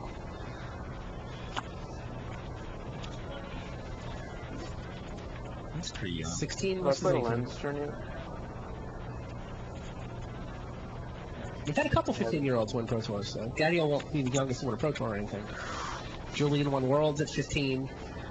Ben Rubin didn't actually win. Brian Selden won Worlds at I think 15 or 16. What? Was he that young? Selden was like 15. Yeah, Selden versus Rubin was like 15 versus 15 or something. How's Cole Swanick doing? I don't know. New Zealand Nationals must be coming up soon.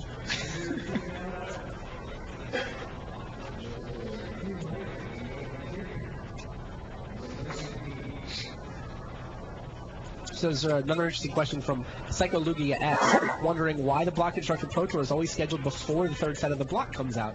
He's wondering if this is bad planning or what's going on, because it'd be kind of cool to see a Black Constructed Pro Tour with 3 sets. We actually do that on purpose because we want to make sure that the Pro Tour qualifier season has has all 3 sets.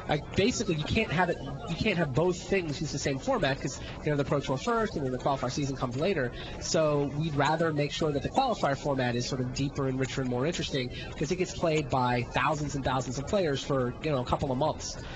We figured, this is one tournament. This is one tournament, and it's an unexplored format, so 2 sets is actually usually enough that there's plenty of interesting stuff going on, and then the qualifier season gets to be the more interesting. One of the things I like about the way the setup is if you look at Block Pro Tours in the past and then compare them to PTQ formats that actually have an additional set, there are more decks at the Block Pro Tour than there are at the PTQs. Like, let's take, for example, Onslaught Block. There were 9 distinct decks, at least, that showed up at that tournament, and that's if you count 3-color and 4-color Biorhythm as the same deck. And the PTQ format, there were just 3 different white decks, and then and Goblins. So I think that because it's an unexplored format, even though there are only two sets, you have a great deal of diversity. It's very interesting to watch.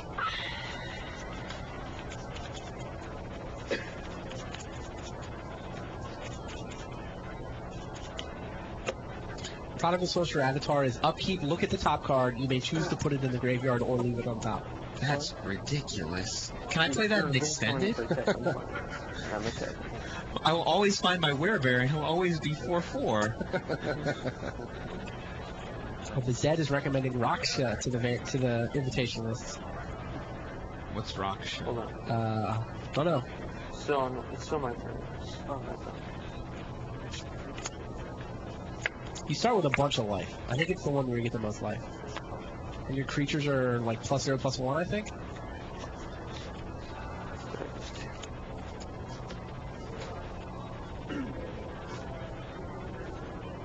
Go. That's what part. Yeah.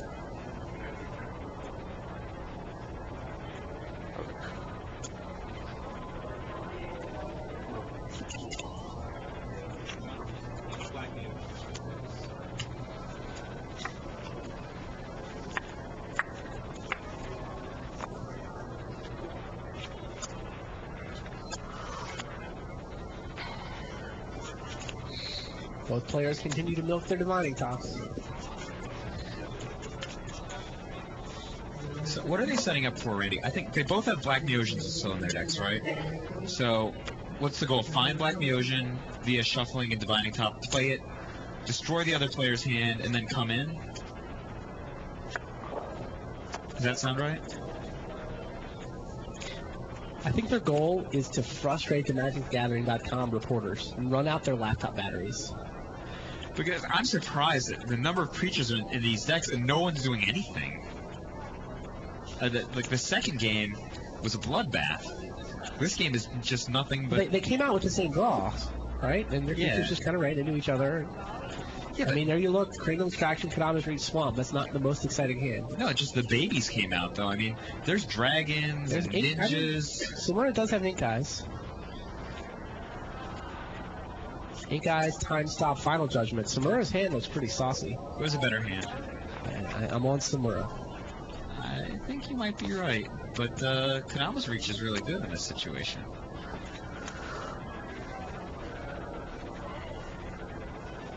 Kadama's the North. Kadama's the North. Slifer goes for Extraction.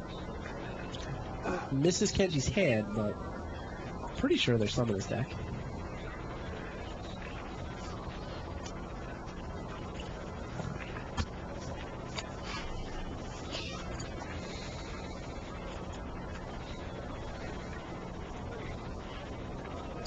Lazarus 845 is wondering if it's true that Pro Tour LA is going to be pre-rotation extended, to which the answer is no.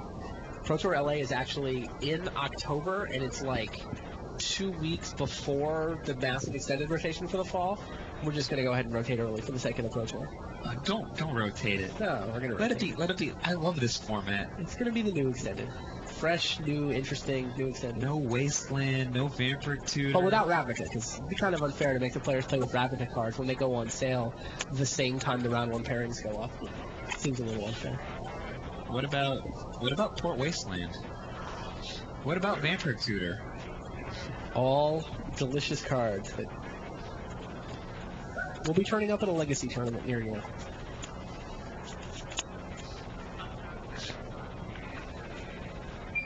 What about Rishodon Port? Do you think Rishodon Port's the most hated card of all time? No. What do you think, Curse Scroll? Wow. It's probably something from the Affinity deck. Magic's been so popular lately that lots and lots of people have been hating Affinity. No, it's probably Counterspell. Yeah. Quite honestly, or Stone Rain. No, I'd say Counterspell. I think Counterspell's the most hated card of all time. I thought Rishodon Port. It's annoying. So Gadiel has played his Ink Eyes. Uh-oh. Could be bad. And No, gets that's out tapped. Kenji's Ink Eyes. Okay, Kenji, sorry. Kenji has played his Ink Eyes. That's what I meant.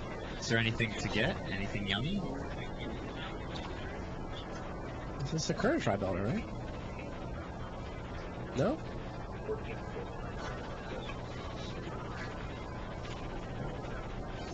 Did he just forget to get a Sakura Tri-Belter? Surely not.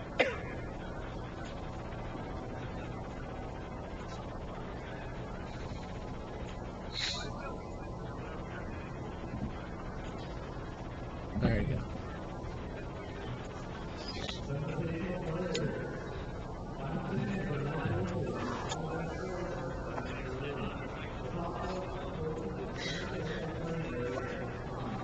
Do you sack the Sakura Tri-Belter prior to your next turn, or do you crack with it? Depends if you need to reshuffle. I think that you crack with it, stack the damage, and then sack it so that you can get it back with Ink Eyes again. Well, you can get it back with Ink Eyes in all the scenarios. No, you want to crack with it. Not if you need to reshuffle off the top. Seems way more important than 1 point of damage.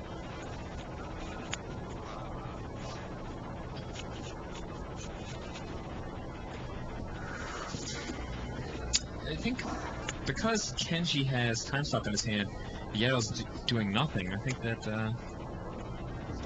oh, I don't think he needs a reshuffle. He just uses the damage reach. I didn't know he was going to be using Kadama's Reach. I haven't seen his hand since last turn. I think I just like violence. Like, yeah. 1/1s for 2 getting in there. They like to attack too. Now that he's played Kadama's Reach, I think your play is probably correct.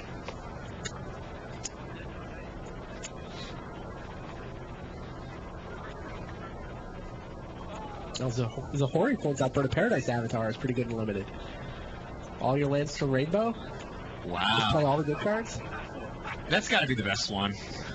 I can't imagine there's anything better than that. Starting with an extra card and a box in play is pretty good. The main reason anyone loses in Seal Deck is because their land didn't come out. Just play with every bomb in every color. Good.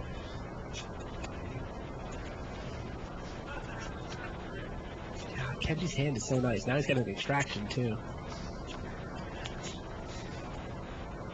Gadiel's in a lot of trouble. Yeah, he knows it. He's just kind of leaning back. He's not going to get upset about it. Let's get 2 more games.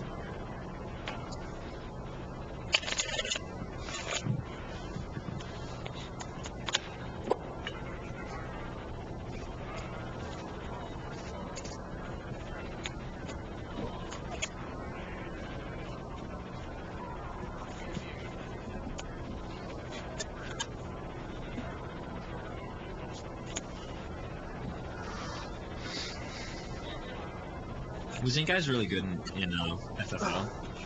We definitely played around with him, yeah. Did it make it in Standard, or, I mean, obviously he was good in Block. Got messed around with. I mean, we test a lot of decks. It's not like we ever try to rank, oh, here are the top 5, here's the metagame. Really? You just sort of, I mean, you try out ideas, and you get a sense for what's possible and what's decent. It's not worth it for us to take the time to tune those last couple of cards. You told me you played Mono Blue, though, in Standard. I did. I played Fidalkin Shackles That's awesome. Well, awesomest card. At Fighting White Weenie. with Kagas.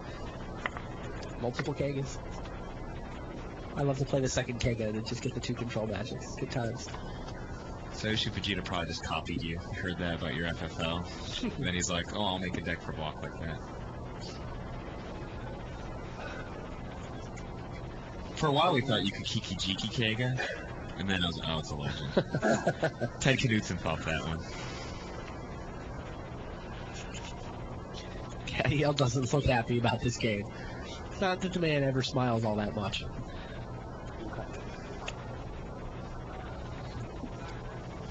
I think maybe he's going to offer the splits after this game. How about the splits? Not splitting Sunday, taking back Sunday. What's going?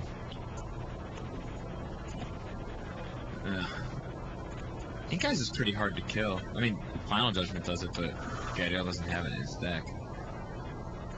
What do you need? A shoal will do it. It's just hard to kill. Is there any particular reason Kenji's in a winning position this game? He's I mean, it feels like... Ink Eyes. Well, I know, but both players just sort of sat around with the top and stared at each other for a couple of turns. His top just gave him better cards, I guess. Yeah, that's what it feels like. I think if either player had action, they would have done stuff. Yeah, I agree. I'm just wondering if I missed something. It feels like Kenji just drew a little better, and so we got ahead by a card, and that's really all it takes.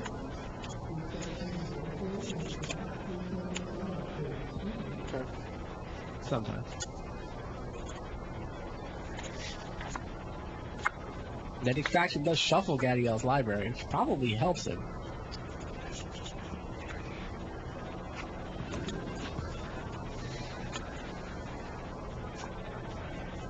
Tide Star would be pretty good.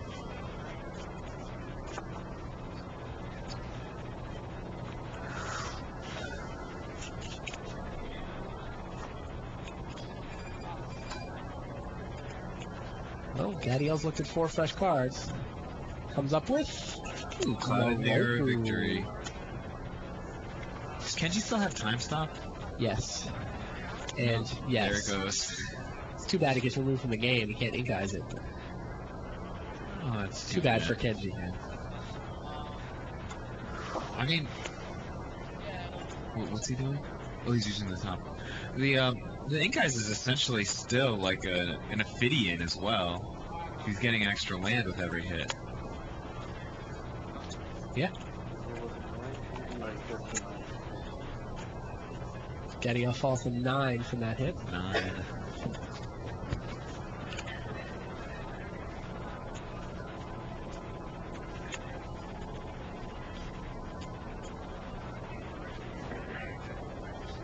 Shuffle that.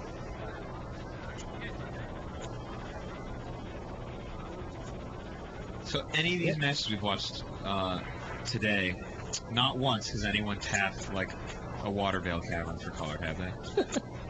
Seriously. I don't think it's worth having them. We saw Gadiel lose to not having blue mana. Yeah, I'm just saying, but nobody's done it that we've seen. And you know what?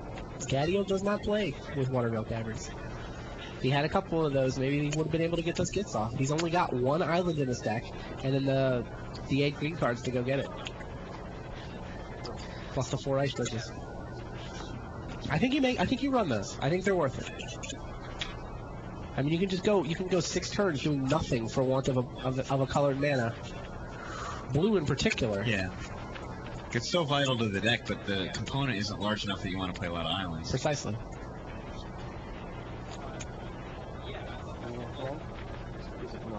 Of course, Kenji doesn't run any of those lands either. He has a Tranquil Garden. Oh, he has 1. Yeah. It's 1 green, white one. She's a Death Storehouse seems like the awesomest to me, just because he keeps like fearing through creatures that aren't black. Like, fear my Shishiro or something. I think that's cool. That fits through.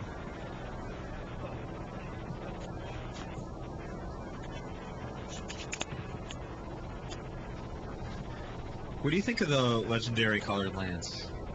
What do you mean? Good? Like Chizo, Igatra Castle. Yeah, kind of happy. They seem like they're interesting. They encourage you to play with legends. There's this active debate over whether you want them. Is it good to wasteland your opponent? How vulnerable are you? They seem like they're interesting. Ooh.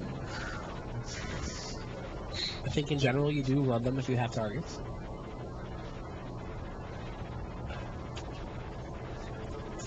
just don't like getting hit with somebody else's Iganjo Castle when I have a Mana Light draw.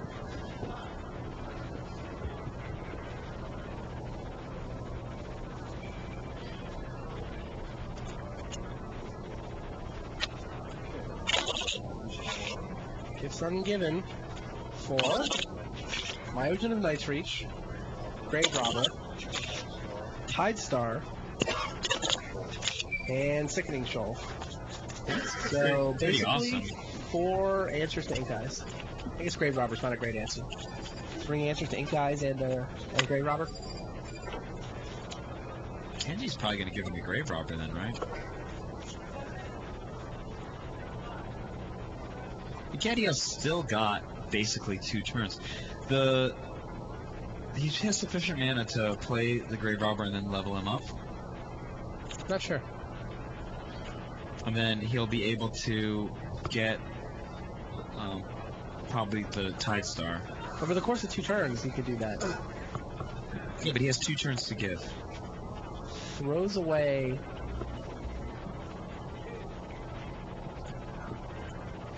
So what did he give him?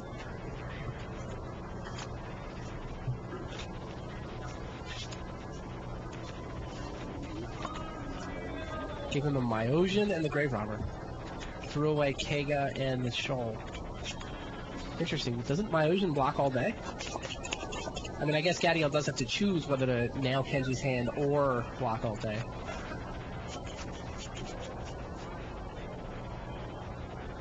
I guess that's the least scary thing. How can it be that the Black Myojin is the least scary thing? Okay, it could be that's just the details of the situation with Ink Eyes. Like it either deals with Ink Eyes or Kenji's hand, but not both. I think I'd have given him the Shoal though, right? Just let him deal with Ink Eyes and then move on with the game? Shoal and what, though? Grave Robber. Do something scary? Something scary. Time stop. Oh, does he have time I stop? think so. Yep. Time Interesting. stop. Cold. Counter. So that counters the Grave Robber and denies him the turn to put... Untap. Get On the your Myojin. Kiga. Good game. Wow. Gadiel sitting with Myojin in his hand. But by the time it can come down, there'll be a flying Kego. What's he thinking about? This is game's over, right? It's just working through. He should top and see what's there. There's no reason not to top here. Or Scoop. scoop. So game number 3 goes to Kenji Tsumura. Kenji Tsumura does not want Sunday to be taken back. He and his fellow Japanese players are quite happy with their current dominance over Sunday.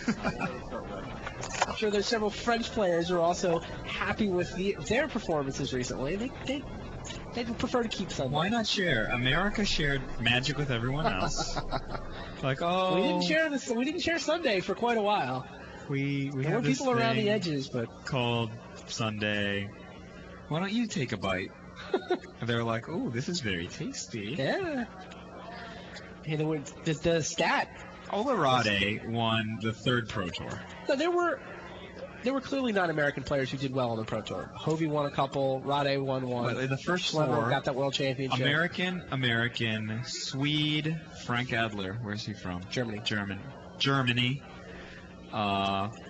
Canadian But you 5th. look at it, how many? There were 50 consecutive Pro Tours where there were Americans in the top 8. 50. We were always in the top 8. Somebody from the United States was always in the top 8, and then all of a sudden we just lost it. The entire We country have Americans in the top 8, they just don't this win. time. No, but there was nobody in Seattle. There was nobody at Worlds, right? At Worlds, I'm trying to recall who And then Columbus, okay, fine. Gadiel snuck in Columbus. But then there was nobody in Nagoya. Right? Missed 3 out of 4 after 50 in a row. Sunday has definitely been taken. There's no question that performance in American Magic has been, I don't know about dismal, but I mean mediocre at best. And Sunday It has been the certainly domain of doesn't- Europe and Japan. doesn't compare to France and Japan, Or even the Netherlands. or the Netherlands, or Germany. Germany has not outperformed America in the last 6 months, I don't think. I mean, Kai obviously had a crazy run, but he hasn't put up a major result in a little while. I mean, the guy did finish 8th in the Player of the Year race. Don't get me wrong. Yeah, He's people still forget about that. I mean, he's still Kai. maybe not getting quite the luck he was getting before. I mean, you catch a break here and a break there. It's funny how different your resume looks. It's really interesting. You like win on Sunday versus losing the quarters or something, which is almost equally skill tested. Kai says that when he was beating everyone, just thumping, Right. He tested every day with Dirk and Marco, who Dirk is clearly one of the top 10 players of all time, and he's like four rings, like for talent, there's no question. four big cups. Hasn't played Dirk as many Bobrovsky. events as many of the other challengers. Who else has 4 big cups? Yeah, but I mean, the team ones don't count for full. It's a little weird, right? He has an extra of his own. It's not right, like the. Dirk's an absolutely spectacular player, one of the 10 most talented players to ever play. Kai played which with, makes practicing against him that much better. Kai played with Dirk and Marco every day. Mm-hmm. He said the rest of the Pro Tour was playing with whoever was at their local store. He says now the rest of the Pro Tour is playing on Magic Online, and so is he. And like, he's still better than everyone, but the margin by which he's better is decreased by like 25%. So it used to be like 85% to win any match he sits down to. It doesn't matter the matchup. And now he's only 60% to win. Something like that. And I think that's a very believable thing to think. I agree. Yeah, Magic Online has definitely leveled the playing field, but certainly hasn't helped the Americans. That doesn't explain why the Americans are suddenly miserable. How is it the Americans can do so many drafts on Magic Online? And the last American limited champion was Mikey P in 2001. Pretty crazy. And they draft more than anyone. Yeah. All right, looks like the players are ready for Game 4. It's best 3 out of 5, and Kenji Samura is up 2-1. So if he wins this game, he's the Pro Tour Philadelphia champion. Let's go see what happens. I think Gadiel's going to win this game, and that we're going to have a 5-game. But haven't been right yet today. But now you have to be right. You've predicted that Kenji's going to win, and you predicted that Gadiel's going to win this game. Some prediction of yours must come true. Wow. I think space-time is bending to accommodate.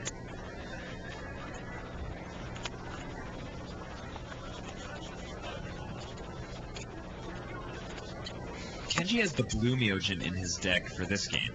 Nice. So I think that it's really interesting because the players are presenting one another with their decks, and but due to cranial extraction, so from game to game, the contents of the decks varying the contents throws the opponent off this game. Sure. Not just strategically, just like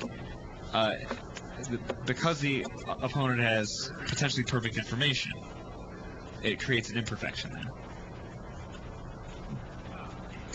That makes sense. Let's see here. Gadiel's hand is pretty tight.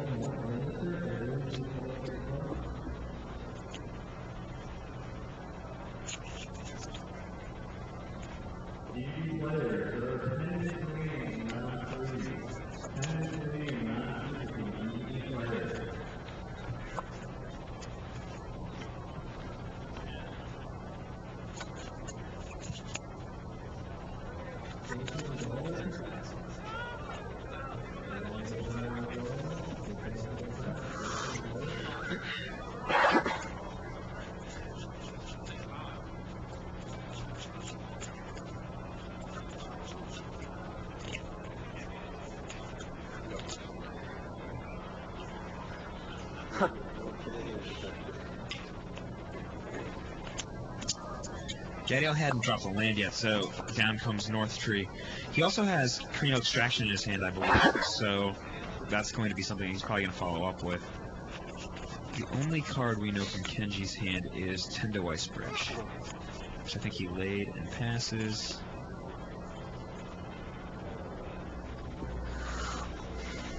No tops on either side this game, so players are basically playing off the top of their decks. Kenji had Sakura Tribe Elder to Gadiel's Kodama's Reach, it looks like.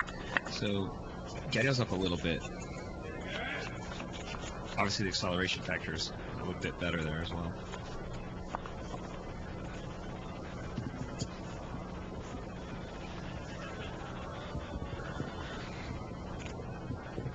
Randy, what do you do if you're Gadiel from this position? You just dropped North Tree on turn 4. You have a land you can drop. You go Clouded Mirror, Victory, and the top. You just crash over that rat. What's the play? Well, he got greedy in the last game, right? No fear of Final Judgment.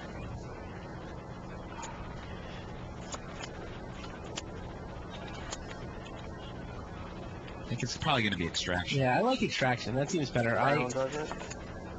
He didn't seem to be, yeah, and especially if you can extract Final Judgment, then you're allowed to be greedy after that. So.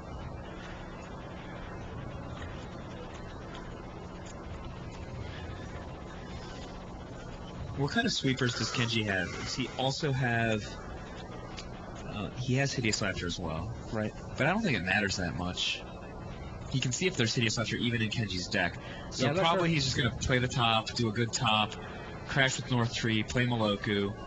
Kenji has Moloku to counter, but he's going to have to waste a turn playing Moloku, whereas Gadiel should be able to get 1 or 2 tokens out of it, and then he's going to have token or token and North Tree to Kenji's rat, which is just not the position he wants to be in. Plains, Forest, Moloku, Tribe Elder, Soulless Revival. That's Kenji Samurai's hand.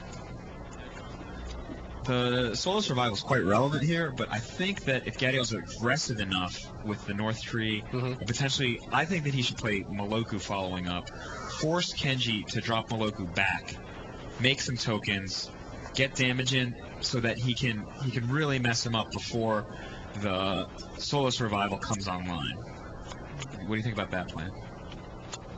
Yeah, he's got to go aggro. I think that's correct.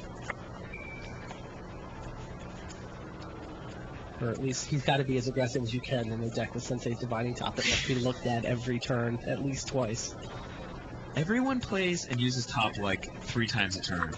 There's so much mana, they're like, what's that? Yeah, Shoal. there's the Shoal, removing an extraction. So, Samura's Rat Legend is down. He does get a Tribe Elder for his trouble, but that threat has been dealt with, and Slifer's on the offense.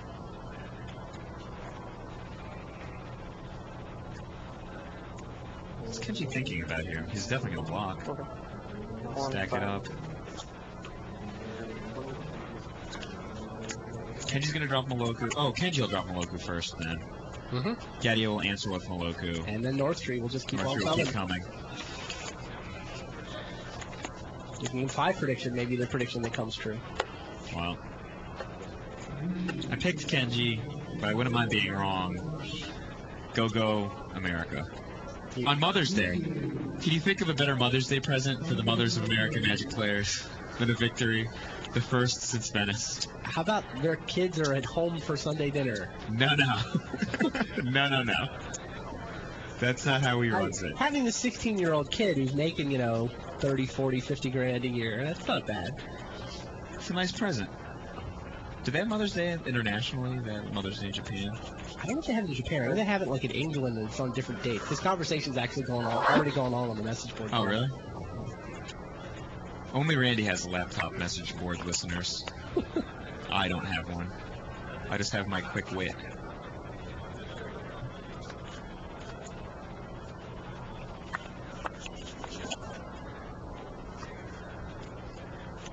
Randy, I may not have a laptop, but I did see that you guys banned Vampiric Tutor and Legacy Yes. from some because I said I wanted to play Vampiric Tutor.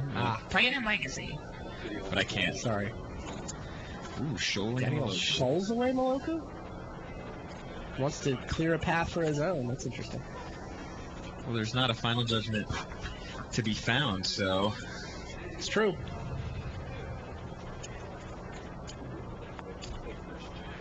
What do you think of red in this format? I think red's really good. There's a bunch of the random legends that The reason seem playable. Godo is awesome. Yeah, I was thinking about the little ones. There's like the Anka Mishra guy. Ishi, Yeah. Goblin Crackshot. Kenji won. It looks like Gadiel's going to win this game, which means that the person who played won every game. Oh, that's interesting. It doesn't seem like that's what should be relevant here. These games go forever. I don't know, but both the games, assuming Gadiel wins this game, both of the games that Gadiel won were spell, North 3 kill you. Yeah. So going first is True. very relevant then That's true. in that situation. But he just hasn't had those cards when he's going second. It's not like going second hurt him. And he's clearly willing to throw cards away just to get damage in with his North tree. For good reason. You know, he's essentially down a card Cranial Extraction. He didn't hit with it. Mhm. He's down a card on Shoal. He's down another card on Shoal. Right. But we know that he's got a backup plan. True. So unless Kenji has North 3 of his own, I think it's be very difficult to bust out of this situation. Of course, he could have just ripped Ink Eyes, come in with the bird, and take the title back to Japan. It wouldn't take very long after that.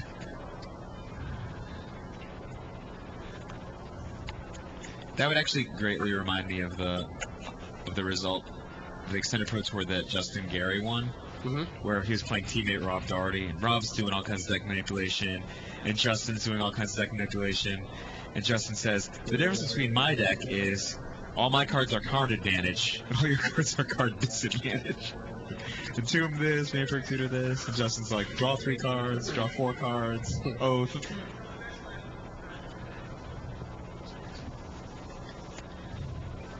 Here comes the bird. Oh, this looks like ninjutsu. No ninjutsu. That'd be awesome if there was ninjutsu, though. Just a couple tri-builders.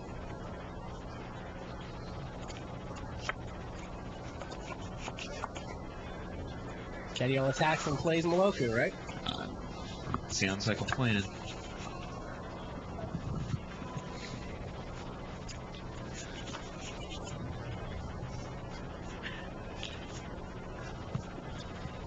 Kenji's going to soak up a couple points of trample.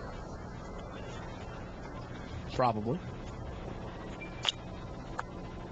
What's the hairiest thing that Kenji can possibly draw? Probably is Ink Eyes, right? Yeah, I think so. Nothing else is fast enough, is relevant enough, quickly enough. Oh, apparently Gadiel just peels an Ink Eyes.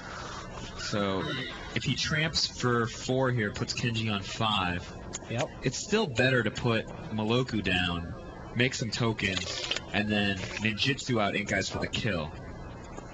That's got to be the better play than just raw dogging Ink Eyes, even if it challenges Kenji to have a response.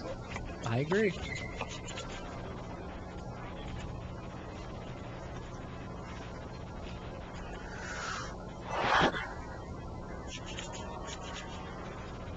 One of the only cards that's relevant for Kenji, I think, at this point has got to be Ink Eyes of his own, and the fact that Gadiel can play an Ink Eyes lets him break that up, though. So that's also a factor.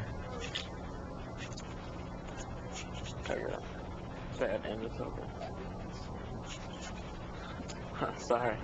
I know I'm really demanding.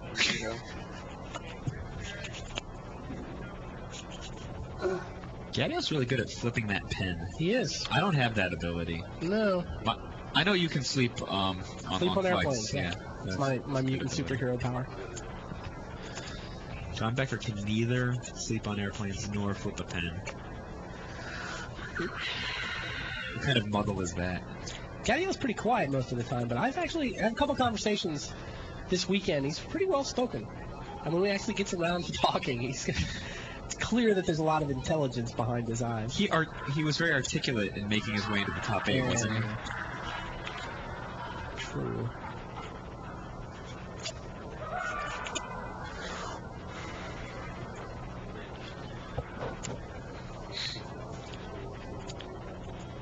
Soulless Revival, getting back Moloku for Kenji. there's no way he can sack it. Like he puts Moloku down. There's no opportunity for him to make tokens or anything, right? It's just dead. Yep. He Nothing. tops in the land extraction. That doesn't help. So he can't even do a North Tree, much less Moloku. Sure looks like we're headed to game number 5.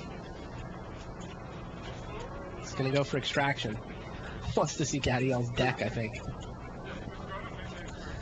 Yeah. This is just the Information. plea for information. Oh, he names Inkai. He's actually hit the Inkais that's in Gadiel's hand. Mostly just wants to take a look at how Gadiel's been sideboarding. Is this the same sideboarding plan I saw in game 2 when I looked at his deck? Gadiel's just going to take the extra 15 cards, put them right back in. Yep. Riff. Yeah, See if Kenji he got the can- information he's looking for, and he scoops him up. So, Gadiel Slifer is one game from taking back Sunday.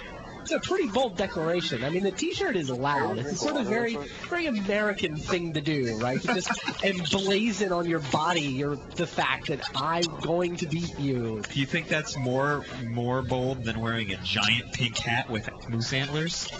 I mean, because if you want to talk about fashion statements, you know, like I mean, yeah, I do. probably Actually, get that right? shirt at cafepress.com or something. The T-shirt, I mean, it's just a very American sentiment. I'm going to beat you. You know, we're taking back Sunday. You guys have stolen something that belongs to us. You get this sense of entitlement that America has these They days. took that which was taken, brought it back to Iganjo Castle, Oh, I see. and now here comes. It's that which was taken. Yeah. The spirit, the Japanese Here and the comes, Europeans are the spirits that are invading our human world? Is that? No, the Japanese are the Iganjo Castle humans. Took that which was taken from the spirit world, Okay. brought We're it the back to spirits. Japan, and yeah, I think Gadiel's like he's probably like Black Myojin or something. Brian David Marshall keeps insisting that which was taken is playable in this format. He's probably insane, but if you're looking for the Rose deck, if it's, I don't know, 5 and 5 or something, How is it possibly because playable? you have a Myojin in play, and you just start putting more divinity counters on it. So you get, if you have white Myojin and that which was taken, you can Wrath of God every turn. Yeah, but the way people kill your Myojin is by dumping their own Myojin in play.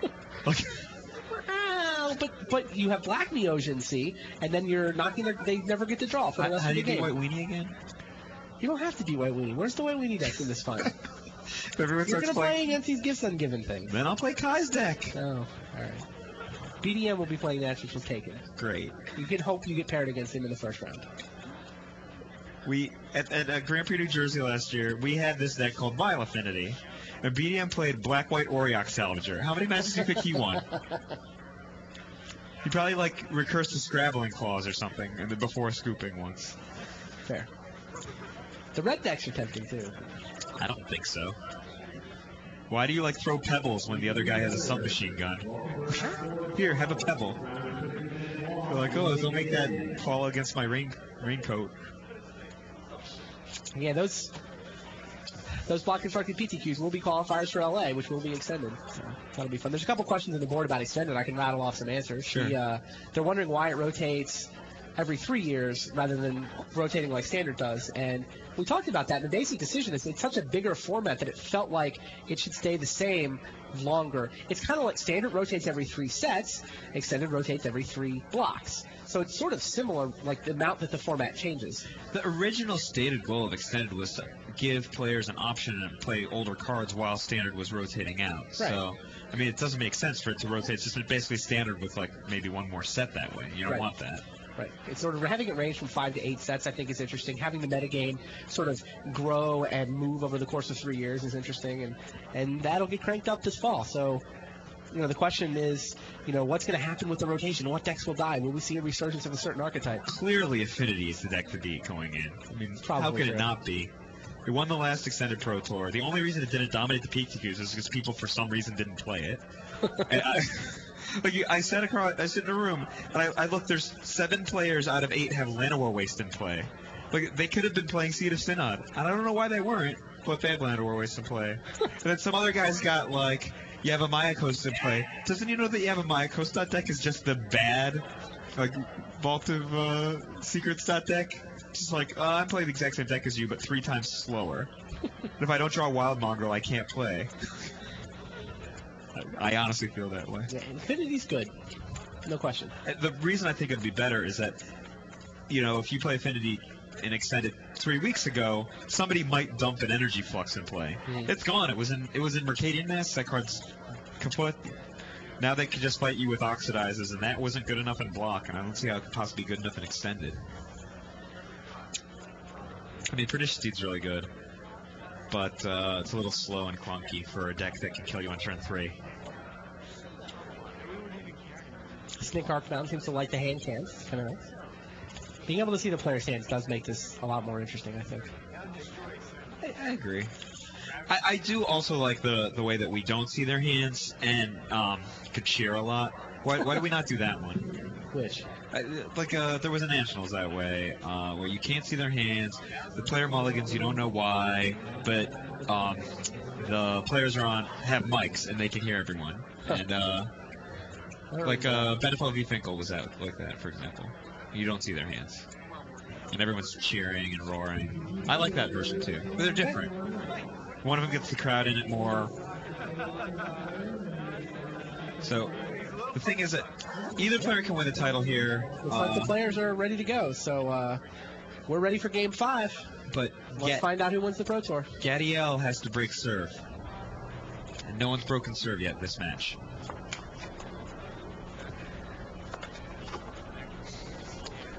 Is that Sakura Tri-Builder on both sides, or Rat Sakura Tri-Builder? It's a rat. Who has the Sakura Tri-Builder? Gadiel. I think that Gadiel's at the advantage. It's the exact same board that Gadiel lost in Game 3. Because he had the Rat and Kenji had the Sakura Tri-Builder. Like, the Rat can't come in, so he's kind of a waste. The Sakura Tri-Builder can come in if he wants, but he's not going to. Okay, if he has a reach here, it'll be really strong. No tops for either player.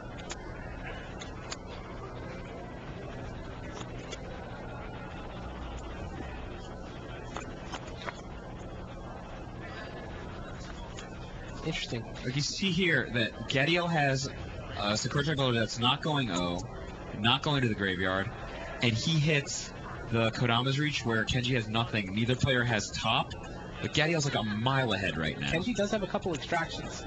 Find out how good he is at guessing the contents of Gadiel's hand. He's got to name North Tree. But Gadiel's just going to bust North Tree otherwise. Yeah. Yeah, Gadiel clearly has the main acceleration. He has to name North Tree here. And he'll miss. It's like Black Myojin, another Oh. reach. Gifts.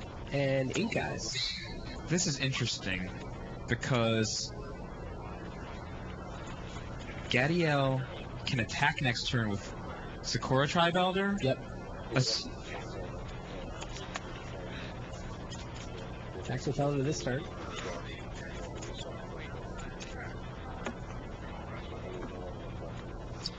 Elder no longer in play. He attacked. Kenji blocked and leveled up. Oh, he didn't block. Oh, Gadiel sacrificed his Tri-Builder to prevent Kenji from flipping. That might have been a big error. You think? I don't see why you would give him a free. And Kenji goes for extraction. Cranial Extracts the extraction. extractions. Wow. No fear. Sees what's going to happen to him next turn. Which is basically... But Kenji has a backup extraction, I think. Yeah. Black Myojin, Ice Bridge, Reach, Ink Eyes, Gifts, and an Island. What do you do if you're getting out here? Just plop Ink Eyes? I think you just raw dog Ink Eyes. I yeah. think that's what you have to do What as else are well. you going to do? Reach up to Myojin? What if you... I mean, you're... No, you just play Ink Eyes. Kenji's rat is just level 1, right? Yeah, that's why Gadiel sacked his Tri-Builder, was to prevent Kenji from leveling up.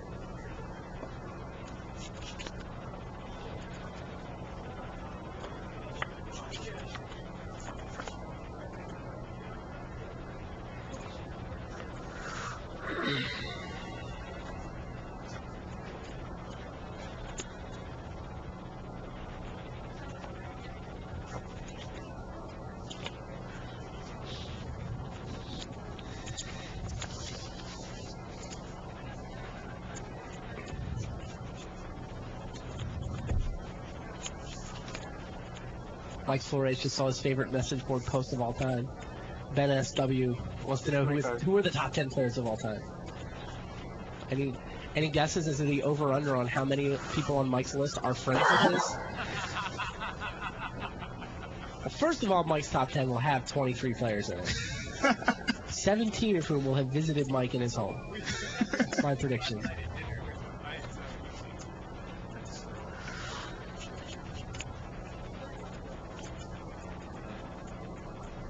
Pretty interesting conversation with the leaks flying about the Magic Hall of Fame starting up, or the Pro Tour Hall of Fame, sorry. First class will be inducted into the Pro Tour Hall of Fame at Worlds this year. That should be fun. Full details coming out in the next month or so as to how those members and that class will be determined.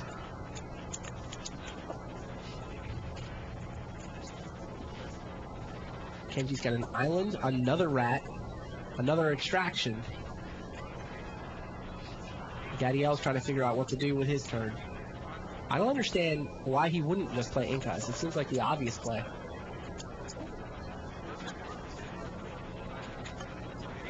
Maybe he drew something really good. Oh, he drew North Tree. Never mind then. That seems better than Ink Eyes. Nice draw face.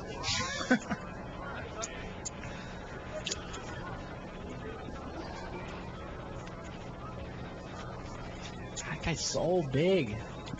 And Kenji actually took one out of his deck. Brought in a couple heartbeats. Back more to the heartbeat strategy.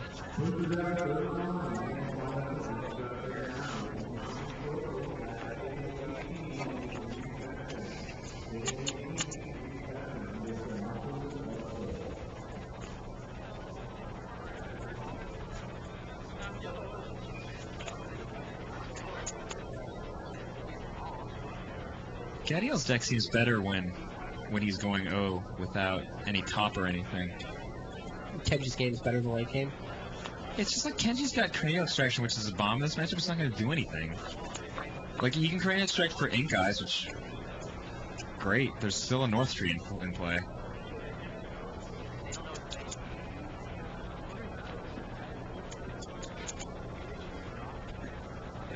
Gadiel just might have more guys, and that's why it looks that way.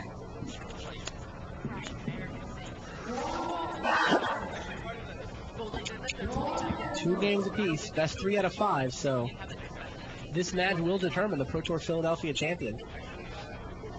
We'll either have our third Japanese Pro Tour champion, or we'll have the first American individual champion in several years. Take back the night. So North Tree just blocks the Grave Robber. And they trade. Kenji, of course, had a backup Grave Robber, so he's quite content with this turn of events. Gadiel's got more land, and Kenji's playing 2/1s to Gadiel's dragon-sized creatures. Would you trade there? Trade North Tree for Grave Robber? I don't see why you would. I was surprised. I did not expect the block. Was Gadiel worried about Ink Eyes? Is he blocking because of the ninjutsu possibility? Pretty bad, yeah. That's a good point. And Gadiel goes for the reach. Still does not want to just play Ink Eyes. Maybe he ripped another savage creature. Maybe he's building up the Black Myosian.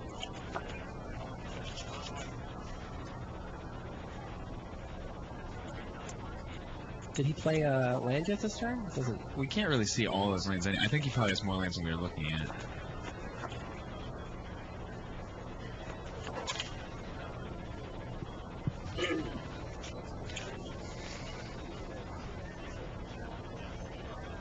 If he just plays a forest, he can play. No, he played the island this turn. Oh, okay. I thought he might have enough. Oh, Gibson given main phase? Interesting. I guess he's playing around Time Stomp, maybe.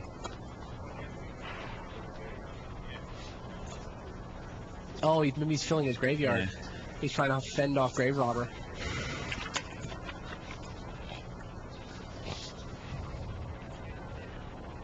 So Mike is at my with my ribbing has 10 people in his top 10 list.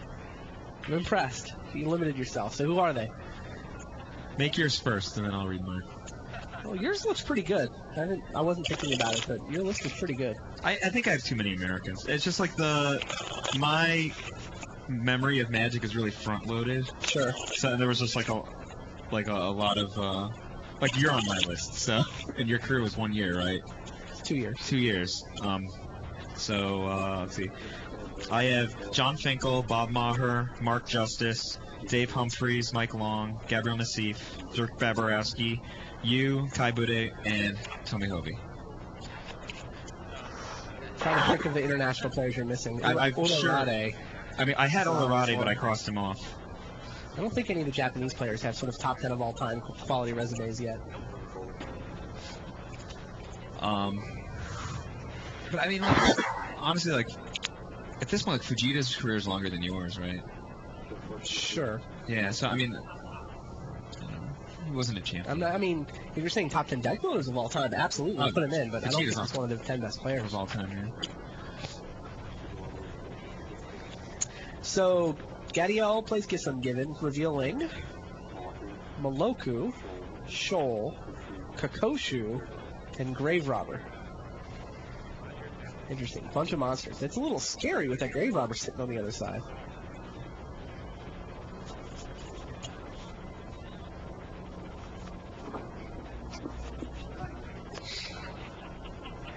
He's kind of exposing himself here, in a way.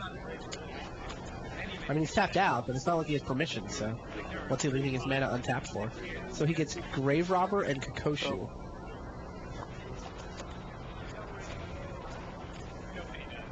And says go. It's interesting how Gadiel has chosen not to play Ink Eyes. He's chosen to build up his mana. He doesn't want Black Myojin. Actually, it's a little worse, though, to use the Gifts and Given like that, because what if Kenji tries to empty the graveyard on his own turn during combat or something to just level up? Right. He can fizzle it? Yeah, he can fizzle it. Oh, here's Extraction. Not that likely. What's He's he gonna definitely going to name? hit. What's he going to name? He's probably going to name Ink Eyes. Or is there a dragon in his hand now? Well, we know what he has from the gifts. We know that he has Grave Robber and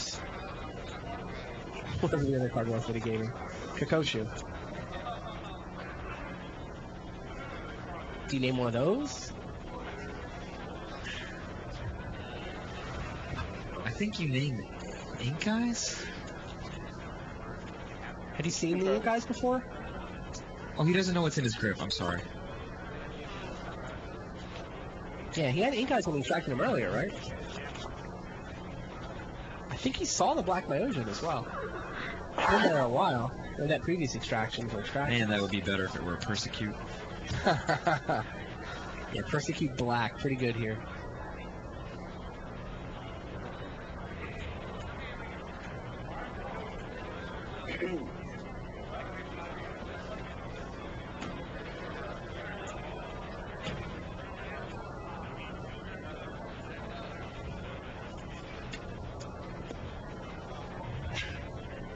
What would you name? I think I would name Ink Eyes. Interesting. Wow, he's got enough mana. 1, 2, 3, 4, 5, 6, 7, 8. How much is Black Myojin? Is it 8? If he has sufficient mana, then maybe he should name it. He does. But Ink Eyes is actually more relevant here.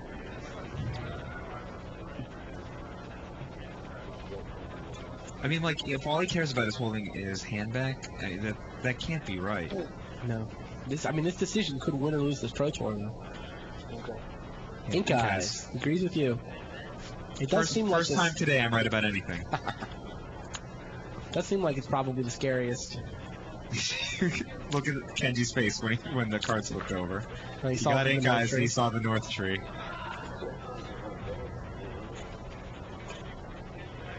Gadiel opened some good packs.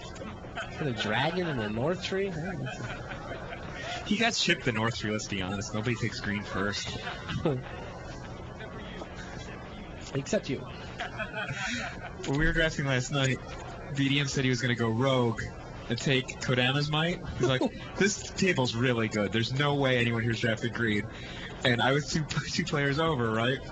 And he saw the look on my face. He's like, after he passed the pick, he's like, oh god, Mike just took a dragon, and it was Jugon. So he switched out of green after the first pick. My teammates, Ofer, to you and your teammates. Becker won the meaningless match against Teddy Card Game. Oh yeah? Yeah. Teddy Card Game took apart my very good deck to take the rares out, so I couldn't play and I had to go to sleep. And I was up a game. And you were up a game, that's fine. It was 2.5-0. And then instead, Teddy Card Game plays out his own match with Becker. Meaningless match. Great. Oh, stop. Yep. Gadiel plays Black Majin, and down goes Kenji Sumura's hand.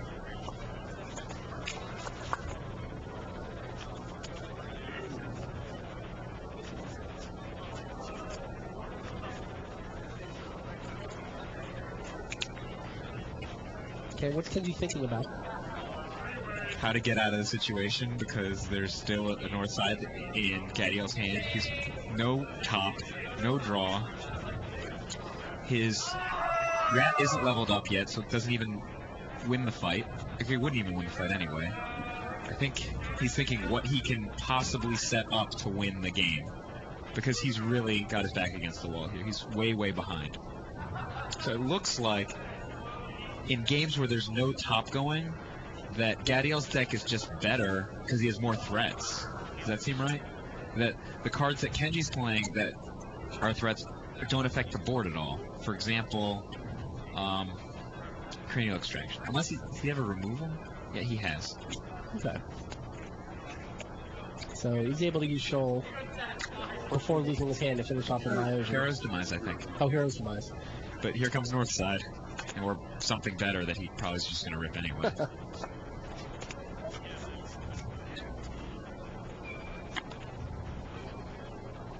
I really like the Moonfall mechanic, like Moloku, picking up lands. Sure. It's cool. It's kind of interesting if you look at the storyline for American Magic over the last couple of weeks. I mean, for seems like a year or two now, it's just been Target. Like, the only game in town is actually the only team in town as well, right? And here, a bunch of the young players, the Tim Haytons and Gadiel Sleepers of the world, joined up because these are the good American players and we really want to get good at Magic. But they had a falling out a couple of weeks ago, leave that mailing list, disassociate themselves from Target, form their own team to try to take back Sundays without the help of the alleged best players in America. Cuckoo Show. And now, you know what? They might just pull it off. Oh my god, look at that's disgusting. That's just really unnecessary. Grave Robber, Tri-Elder, and Kakusho. Kenji's trying to clean out a graveyard and level up his rat. Does Kenji have Judgments in his deck? Like, he hasn't been extracted for Judgments or anything, has he? No, he could definitely get out of this then. He needs to rip Judgment, though. He has no top. Oh, he only has one Plains in play? He has to rip a white mana top. And he only has what? He has 3 turns to do it. And he may be able to level that rat up and start stealing an Elder from somewhere. There's almost always an Elder somewhere. Taking back Sunday. There you see it. They just declared this, within the last couple of weeks. They've decided we're the team that can take back Sunday on behalf of the United States. Gadiel's own trip into the top 8 is a good story.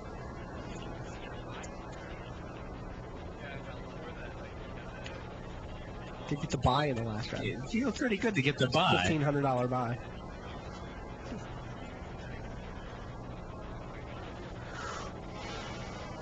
Looks like he was going to make top 8 anyway without the buy. Like, even if he loses, he's probably good on tiebreakers.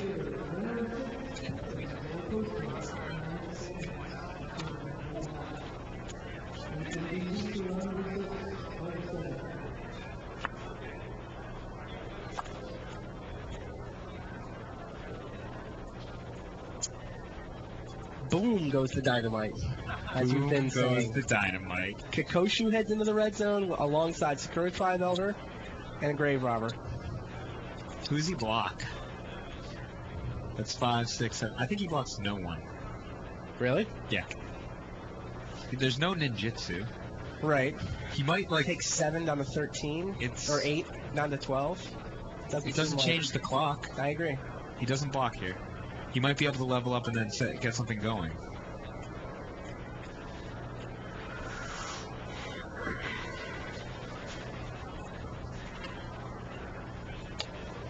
Push him.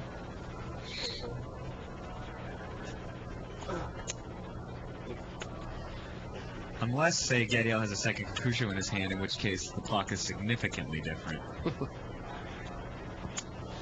So once Prevents the again, level up. Gadiel does the same trick from before.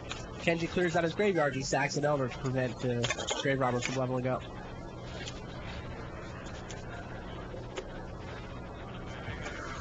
Does Gadiel actually have a second Kikoshu in his hand? Who knows? Oh my goodness. We have hand cams now. It's more exciting to say who knows. All right, he's got it. Wow. Oh, there it is. Wow. What a series of rips this kid has had. See, that's why Sensei's Divining Top is not good. Because it wastes space that could be a dragon. Just ask Brian Kibler. He's at 15, Daniel's at 14. All right, well, after the Grave Robber fails to flip, it looks like Kenji decided to trade it for Gadiel's. I actually think, even if he's got Final Judgment, is he going to be able to get out of this? Well, he's at 15. He takes the dragon hit, right? Yeah, but he And now puts down from north the side north down. side. Sure, so he needs the Final Judgment this turn, It's off of over. one white mana. Can he time stop it? It's just completely cold. He's coming in. Here comes 11. Dragon dead. Is it right here? Is Gadiel Slifer about to win the Pro Tour? He got to the top 8 in Columbus. A lot of people thought he had the deck to win that Pro Tour, but seemed a little disappointed with his quarterfinals exit. How many cards want?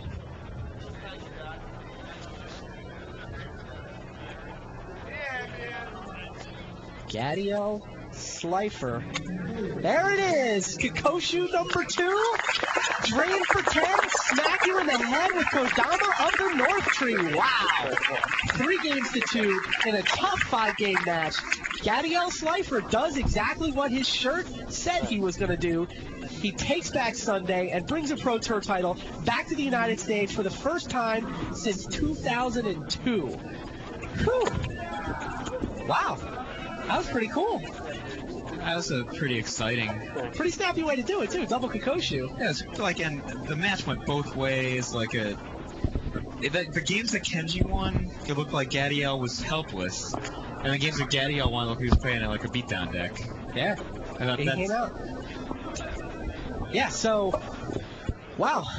That was fun. Gadiel Slifer, Pro Tour champion. He's probably on top of the Player of the Year race at this point, too, right? After Columbus? Yeah, and he's he in has a a top Grand 8 Prix and win a this win. year. They had a Grand Prix win with Colin D.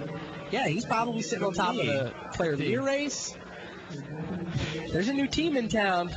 Good. Yeah. The old ones weren't doing anything. I would just like to state that I do not hate my country, and in fact, picking Kenji helps facilitate the victory of the United States. Oh, so you could be wrong? It's all about you, isn't it? Here I thought I was done working with Brian Kipley. So we're going to talk to you guys a little bit of post-game, and then we're setting up for an award ceremony. So if you want to see the big check get handed to an American for the first time in a while, stay tuned, because the award ceremony is just a couple of minutes away. I really liked this Pro Tour. It was Yeah? I liked that. Yeah, I thought The the decks were format seemed pretty interesting. cool. I mean, a little slow at the end. I mean, the control deck's rising to the top. I sort of wish, but the format didn't look like this all weekend.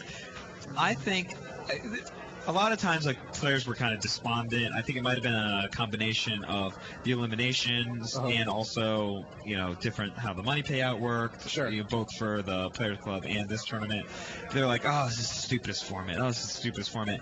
And I wasn't really sure why they were saying it. And now I kind of realize, like, they were losing Jitta fights. And the answer is to just not play with Jitta, and then you can't lose a Jitta fight. Instead, play with good cards. Like, then there's no problem. Sure. I think that's actually what it was. Like, all the players who were a little mad at the format, they were playing Jitta decks, and they were on the wrong side. Jitte. Like, I bet that the guys playing Fujita's deck didn't lose a lot of Jitte fights because they had, like, 8 Jittes. Yeah, it's true. And I don't think Gadiel Slifer or Kenji Swirl lost a lot of Jitte. They lost not a one Jitte fight because they did even better than 8 Jittes. There's no Jittes at all. Yeah. But I think in the PTQs, people will like to play the GT. It's true. Format seemed pretty interesting. Should be for a good qualifier round once Saviors comes out, which is, what, 2 weeks? Pre-release is 2 weeks from yesterday, 2 weeks, right? I think, yeah. That should be fun. Skins game format was kind of interesting. I mean, it was an experiment. It was a new payout. It was very weird. It was very different. Go ahead. One thing I really loved about the skins format, and 2 things I really didn't like. Okay. The thing that I really liked is every single time at the feature match area, there was like at least 3 great feature matches. And the crowd, like the ring around the catwalk, it was packed every round. Yeah. And like in a lot of Pro Tours, you're like, what's going on? Right. The skins game format really made that important. 2 things I didn't like. Number 1, getting up on Saturday morning, losing, being driven to drink at 10:30. Our friend Brian Kibler. That's one. I can see that being very annoying. And the other thing I didn't like it is players like, say you make it into the top 8. Right. But you lost the last round. Right. And then you lost in the top 8. You just made top 8 of a Pro Tour, and you just gave away like $5,000. You got like 25th place money in a typical Pro Tour. Yeah, that I think is pretty annoying.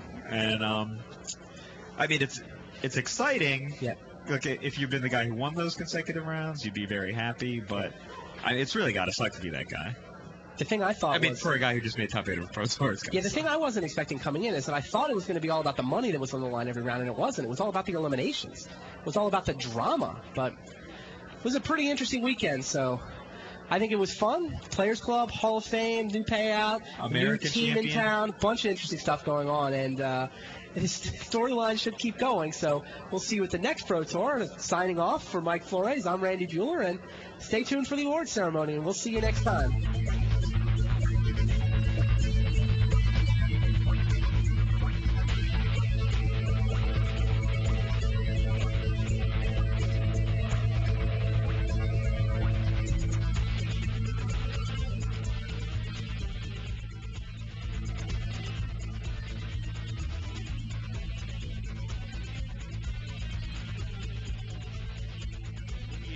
From France.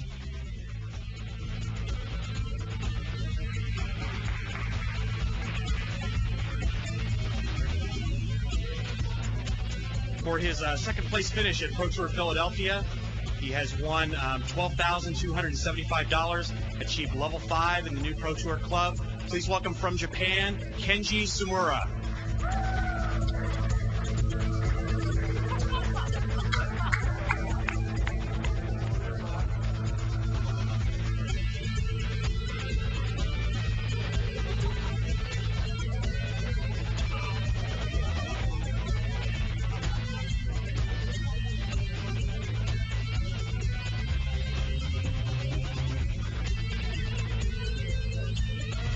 Okay, Pro Tour Philadelphia champion from the United States, Gadiel Slifer.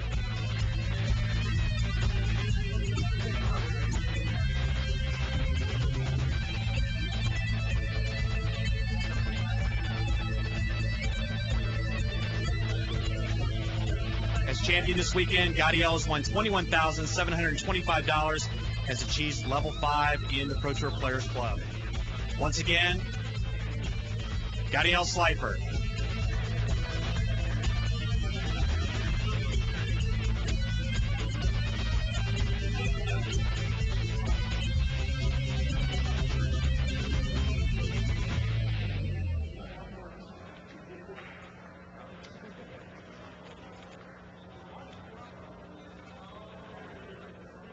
Once again, a round of applause for all of our finalists.